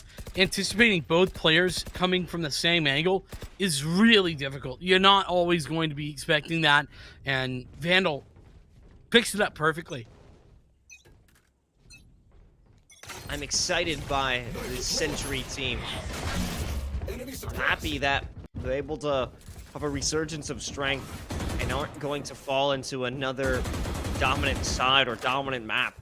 There's signs of life with this team, and they want to live. They want to live, Vincent! That they do. They are on the cusp of doing so here in Tokyo, going down. Just trying to get the heck out of there. It's just Sheriffs right now. It feels that there is no real means in terms of their defense. Spike planted. Got Plaza with this opportunity. with the former opportunity. Tricks on the sideline, racking up a 4K. Is exactly how they wanted this round to go. Only one casualty, spike planted regardless. Money still in their pockets. And it is all tied up, as mentioned before. And you know what? They didn't even have to use the ultimate bank that they have started to accrue either. Everything working in TAMU's favor at the moment, and I love it. One thing, though, that I have noticed is that they have been a little bit one-dimensional about the amount of times they've been over towards A. Like, only a couple of times have they even attempted B since losing that early in these rounds. But their timings on those A hits have been phenomenal. And speaking of B, looks like we're gonna get another one. This looks like the same play we've seen once or twice before. That's a great opening pick there from Vandal again. Losing out on Plaza, who's been an impact killer. They can walk on a site, essentially for free. I mean, there's some sprays here and there. Vandal with another, as they're hanging out by Arcade. They're waiting on that flank. It's going to be Furzan. If he wins this battle, that may be the round. Furzan, no. They're good for one, and now they've got the null command. Nem is in that position. I don't know if they've cleared it out. Furzan good for one more, but that's all they are good for. Nem and JWL close things out with 4 kills from the two of them. Last round in the half. I'm so impressed with Texas A&M.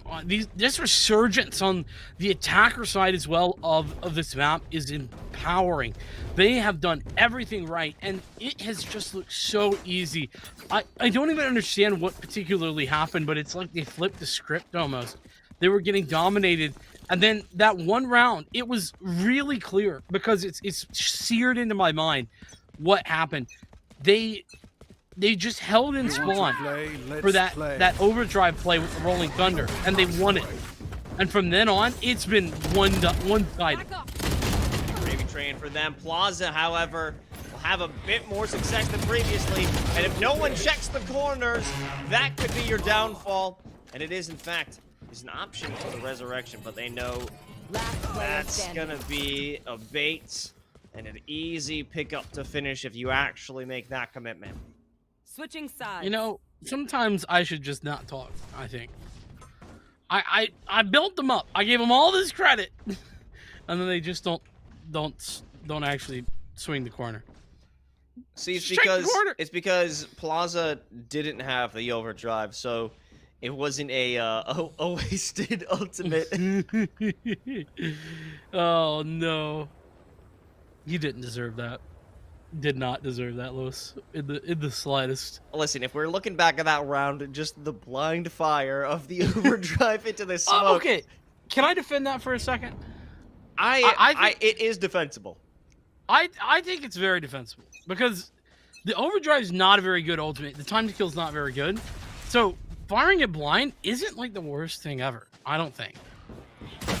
Oh. Maybe it's got. What do you mean? It's definitely not got the TTK that comes with the classic. Call it the classic for a reason, maybe. Tokyo, you're not supposed to see them there. You were supposed to be blind.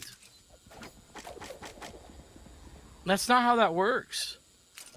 I don't think he got the memo that he's supposed to not be able to see when he gets blinded like that. Well, real gamers don't need to see. I've heard in, Twitter threads. I understand. Okay. I almost said I see, which would have been very ironic. Well, that's exactly it. You don't, but you do. Right? It's kind of like Toph in The Last Airbender. Yeah. Is this how this works? Yeah. Okay. If you got... You're familiar, yes? Oh, of course. But I think this is a familiar setting. It's FIU Gold, taking a site by storm, and no real options for a retake being offered for TAMU. But hey, Austy Frosty with a tasty headshot. Not a bad start. Not too shabby. 2v3 though. This is going to be tough to break into the site, especially if Furzan is careful and doesn't overpeak, doesn't give away his position until they've already gotten onto the site. And it looks like Furzan is doing a great job of playing this passively. Last player standing. Waffle spotted, but Yeah, I think it all pinned down onto Furzan's play. And they've done everything they needed to do. Final 2 kills up to them. Actually, I believe final 3 kills for this squad up to them. Yeah, ultimately it was going to be those 3 for Furzan, but you know what? I think well done to Texas A&M. They did what they could, but oh my goodness, Los, look at what I'm seeing. This is aggressive. I just got done talking about it in the last half, how sometimes I get a little concerned when I see things like this. But it is 6-6, and if there's a time to do it, time to fight for your own economy, it is now. The Stinger buy is engaged. I love it, but it's really coming down to Vandal. If they can hold it down along with Trick, this is the big moment, but with a slide like that, it's hard to contest. Plaza wants more, but are they expecting? Trick's right below, and he is! He's red and destroyed! This buy is collapsing! No one even able to get a single shot at an opponent! Yeah, that's rough. And honestly, that is why this is such a risky purchase, because Texas A&M, they didn't do anything wrong, but they still got picked apart like this was classic only. That is what it looked like. And I mean, the only person that even take any damage is Tokyo in that last fight. That's insane. That's painful. And that does not speak well for the next couple of rounds. I mean, this next one, it will just be another rough round. They'll have to stave off that full rifle buy until we get into the next one. There's opportunities here. However, even with JWL, as well as NEM, those are pretty deep commitments for the Sheriff and Armor. Yeah, but let's talk a little bit more about kind of how that last half went, though, because the way that things went down, Los, it was Texas A&M, they got rolled for 5 rounds, and then they just dominated for 5 rounds. And it was like there was a switch that got flipped, and I'm really not sure what it was, but something happened, and they went off, especially over at the A site. They seemed unbeatable. I don't know if you noticed anything, but it was definitely interesting. Oh. Third best sniper in the game. The Stinger there with Waffle. Yeah, I'm very curious as to what the defenses are going to be in the next round, because this is such a fast play, as you can see with Plaza being the one who leads the charge here. How exactly are they going to stop this from happening? Sure, you've got the Aftershock, but you could run through that. You've got the Snake Bites and the Fragment, the Fault Line, everything there, but no one exactly in the position that is needed to prevent that rush. Actually, I think the 0 point is the key bit of utility. I think Austy Frosty is the one that needs to be able to apply that efficiently and correctly in order to stop an aggressive take. That's probably the end-all, be-all. We got A aggression, though. Texas A&M, they're pushing forward, and meanwhile, the operator here for Vandal, not quite able to make the adjustment click. Oh, and even though you have that fault line, Plaza is able to sneak on up, but it doesn't matter. They've cut themselves off from the rest of the team because that toxic screen is up. So they've isolated that 1v1, and it's a big win for TAMU Sentry. However, not out of the woods yet, because there's still options open for FIU. So they've left a player up aggressive in this A position, and meanwhile, they've rotated everyone back over to B. This is really cool. Really dynamic rotations being made right now by TAMU, but FIU might, well, okay, I thought maybe they had a read on it, but all of that, or that slight bit of utility was all a ruse, and it's worked beautifully. 2 players moved themselves back over to A, but only temporarily. 30 seconds left. Spot flash. And it's Vandal in a perfect spot. Tricks as well, providing support from the site, and now they move back to tower because they know this is going to be a point of pressure. Flashpoint, the best timing of all. removes Tokyo as a threat. And you know, a flawless round, but really I think it comes down to biding too much time. Well, I don't even know if like biding the time was the problem for FIU. They didn't do anything wrong with that. It was more along the lines of Texas A&M. They had a read of the situation the whole time, and that's because of their very dynamic rotates. What did they do, Los? They aggressed today initially, whilst the screen was up over at B. They had it locked down with the operator. Once the operator has to fall back, then they just leave a guy aggressive in it. Okay, this time it's not a lost duel for Plaza. They take this victory, but where do they go from here? No command that should give them access into sight, and they have everything they need. Trix has no option, no opportunity to even fire back with all the utility. Yeah, that feels bad, man, of the most massive proportions. The retake here gonna have to be something more than perfect. Well, here's the swing. Great headshot, but where's the rolling thunder coming from? They don't actually get hit by it. A perfect storm. The best thunder they could ever hope for. But off this angle, they don't exactly have the support. They need to go for the defusal. They realize everyone is from Maine, but none of them can manage to land a shot. Everyone chiming in for a frag apiece, and FIU, it looked a little dicey. It really did, but you know what? There is definitely something to be said. You mentioned Wilson. You know what? I dismissed it a little bit, but I think I owe you an apology. You said that you thought that FIU got a little bit in their own heads there. At least I think that's where you were going. The idea being that, you know, they just took a little bit too much time. There's definitely something to be said about keeping things simple.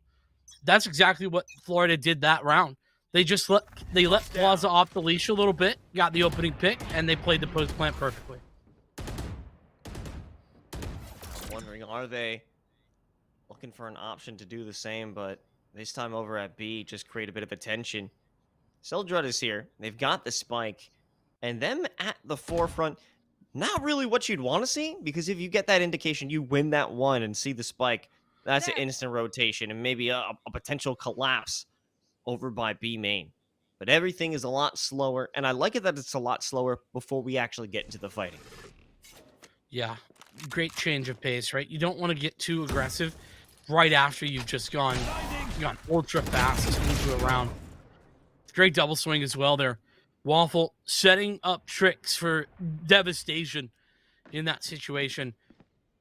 Sees only one player peeking, thinks, oh, I've got this, and then suddenly it's two. Not to mention, I think the timing of waiting right after the flashpoint to come through is wonderful. A good read on your opponent. And even if Waffle wasn't there, I think that would have been a kill secured for Plaza. Regardless, time to make an execute onto the site. Vandal and JWL are able to secure good shots before they actually get the spike plant. But really, it's bloodless execute for them. So there's the Tour de Force online, but the null command can be used in order to deny everything. And yeah, there we go. This is going to have to be the gunfights. It's a crossfire setup here. Checking your corners. Yeah, this is a lesson they learned earlier with the Spectre at the hands of Plaza. But it doesn't matter. Waffle from Arcade is completely undetected, as well as Tokyo. Who else would be the one to finish off this round? Tokyo is sitting, but I don't even know what the column is. Behind the little box there on the entrance towards B, rather. It's just so difficult to clear all those angles. There's just so many tight little nooks and crannies. Even with a man advantage, Texas A&M, they miss out. And of course, Tokyo able to win in the one-on-one. Massive victory. A destruction of the 0 point. That's actually fantastic. But it's only good for one. And in the end, it's actually a beneficial move because there's only pistols here. Really, the majority of their firepower dedicated to sidearms. And FIU, they take the site, but they don't realize that Nem is still alive. Maybe not so well. And Nem certainly can infiltrate enemy lines here. The real problem is there's nothing to collect. All all that was available is a stinger. So that's the whole idea with entering with the overclock. Don't give them anything to recover. Smart move. Okay, they already made the commitment with the Rolling Thunder. They have the tour de force. And this seems to be a classic move. Put it in that corner in hell and have 4 people try and swing it anytime there's an attempted tap. Match point. I mean, yeah, there's a reason that it's classic. It's pretty darn effective. Easy peasy, lemon squeezy. And it is match and series point now for FIU. Florida, they are on the cusp of bringing this to a semifinal. Massive, massive success. Of course, 5 rounds in a row for Texas A&M. That's what it's going to require. It feels like they've been right there. That clutch in, not last round, but the round before, feels like it turned the tide. I don't think that flash hit exactly what they wanted. And same goes for Austy Frosty. Furzone right outside of the range for it. Now we've got the Rolling Thunder one more time. Seljud Plaza all doing their jobs. And now you've got 2 players inside of Defender Spawn looking to make an impossible retake a reality to save themselves from loss. And actually, it's a good start with that headshot from Vandal. Very nice indeed. Rarely see something that clean with the Last operator, player standing. but now it's just Vandal. Has been doing a lot of good work. Don't want to degrade any of that, but great coordination as well. The fault line comes in, and it's 13-7 on Fracture. Texas A&M, they went for a bold strategy, Los. They said, Fracture is our map. We are making a statement here. We're going to win it. Unfortunately, they just could not quite overcome, despite what I think was a really, really strong attack side. Yeah, I mean, we had a new team on the attack side. That is where we had great plays, great confidence from the Texas A&M squad, and it seems that it almost diminished when we moved to the second half, and that's also because we had an opposite of that. The confidence was at an all-time high for FIU because you had Plaza, that main entry, running into the site. Just follow them, follow the leader, and you're usually going to end up with a very successful site execute. Yeah, no doubt about it. We do absolutely love to see everything that was going on there. I really think that the other thing to note with regard to Florida, they did really well was that whenever they got onto sites, they set up their post plants very intelligently. There was always some sort of crosshair setup, and when there wasn't, it was at B where you saw that, or rather at A, when you saw that multiple angles, multiple people peeking the same angle type of situation. It was very smart. No matter what which of the situation was, they were doing all of those things right. Those fundamentals were on point. Yeah, they got those good fundies, and I really want to hammer home the point that fast offense was their bread and butter. Waffle, 4 first bloods. Plaza, 5 first bloods. They were always at the forefront. They were the tip of the spear, and as long as they had that successful play, that was going to give them the round. The one round where it was a defensive victory, I believe, for Texas A&M, is where Plaza was cut off from the rest of the team.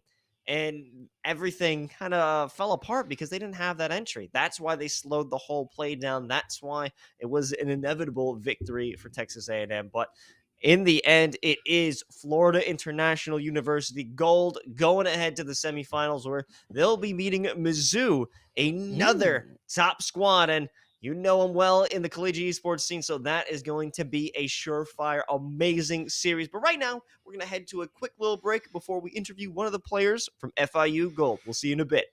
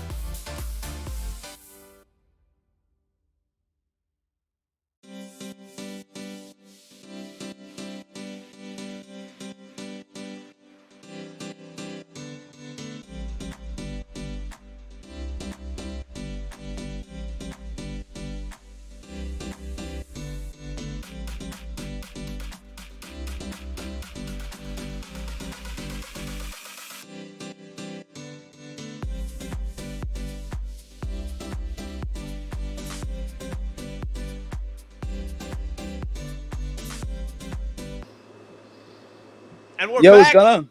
What's going Yeah. on? What's going on? Yeah. What's going on? What's going on? We're back, NECC Valorant, FIU Gold 1, and joining us is Cell Drud. What is going on, my dude? How are you feeling after that We're win? chilling. We're chilling. It was a little light. I'm not gonna lie. They called me in to sub last second, and I'm here. Well, you played pretty darn well for a sub. I do have a question though. So what exactly were you guys thinking going into to Fracture? Was it always going to be that easy? I'm not gonna lie. We're trying to work on a new fracture, but we're just trying to save strats.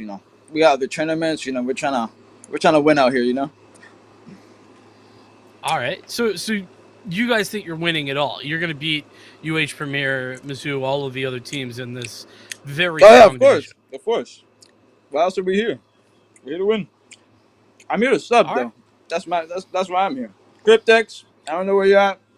He was buying a new car. Last match I subbed. This time he was getting his note notarized at the bank. He needs to come back, man.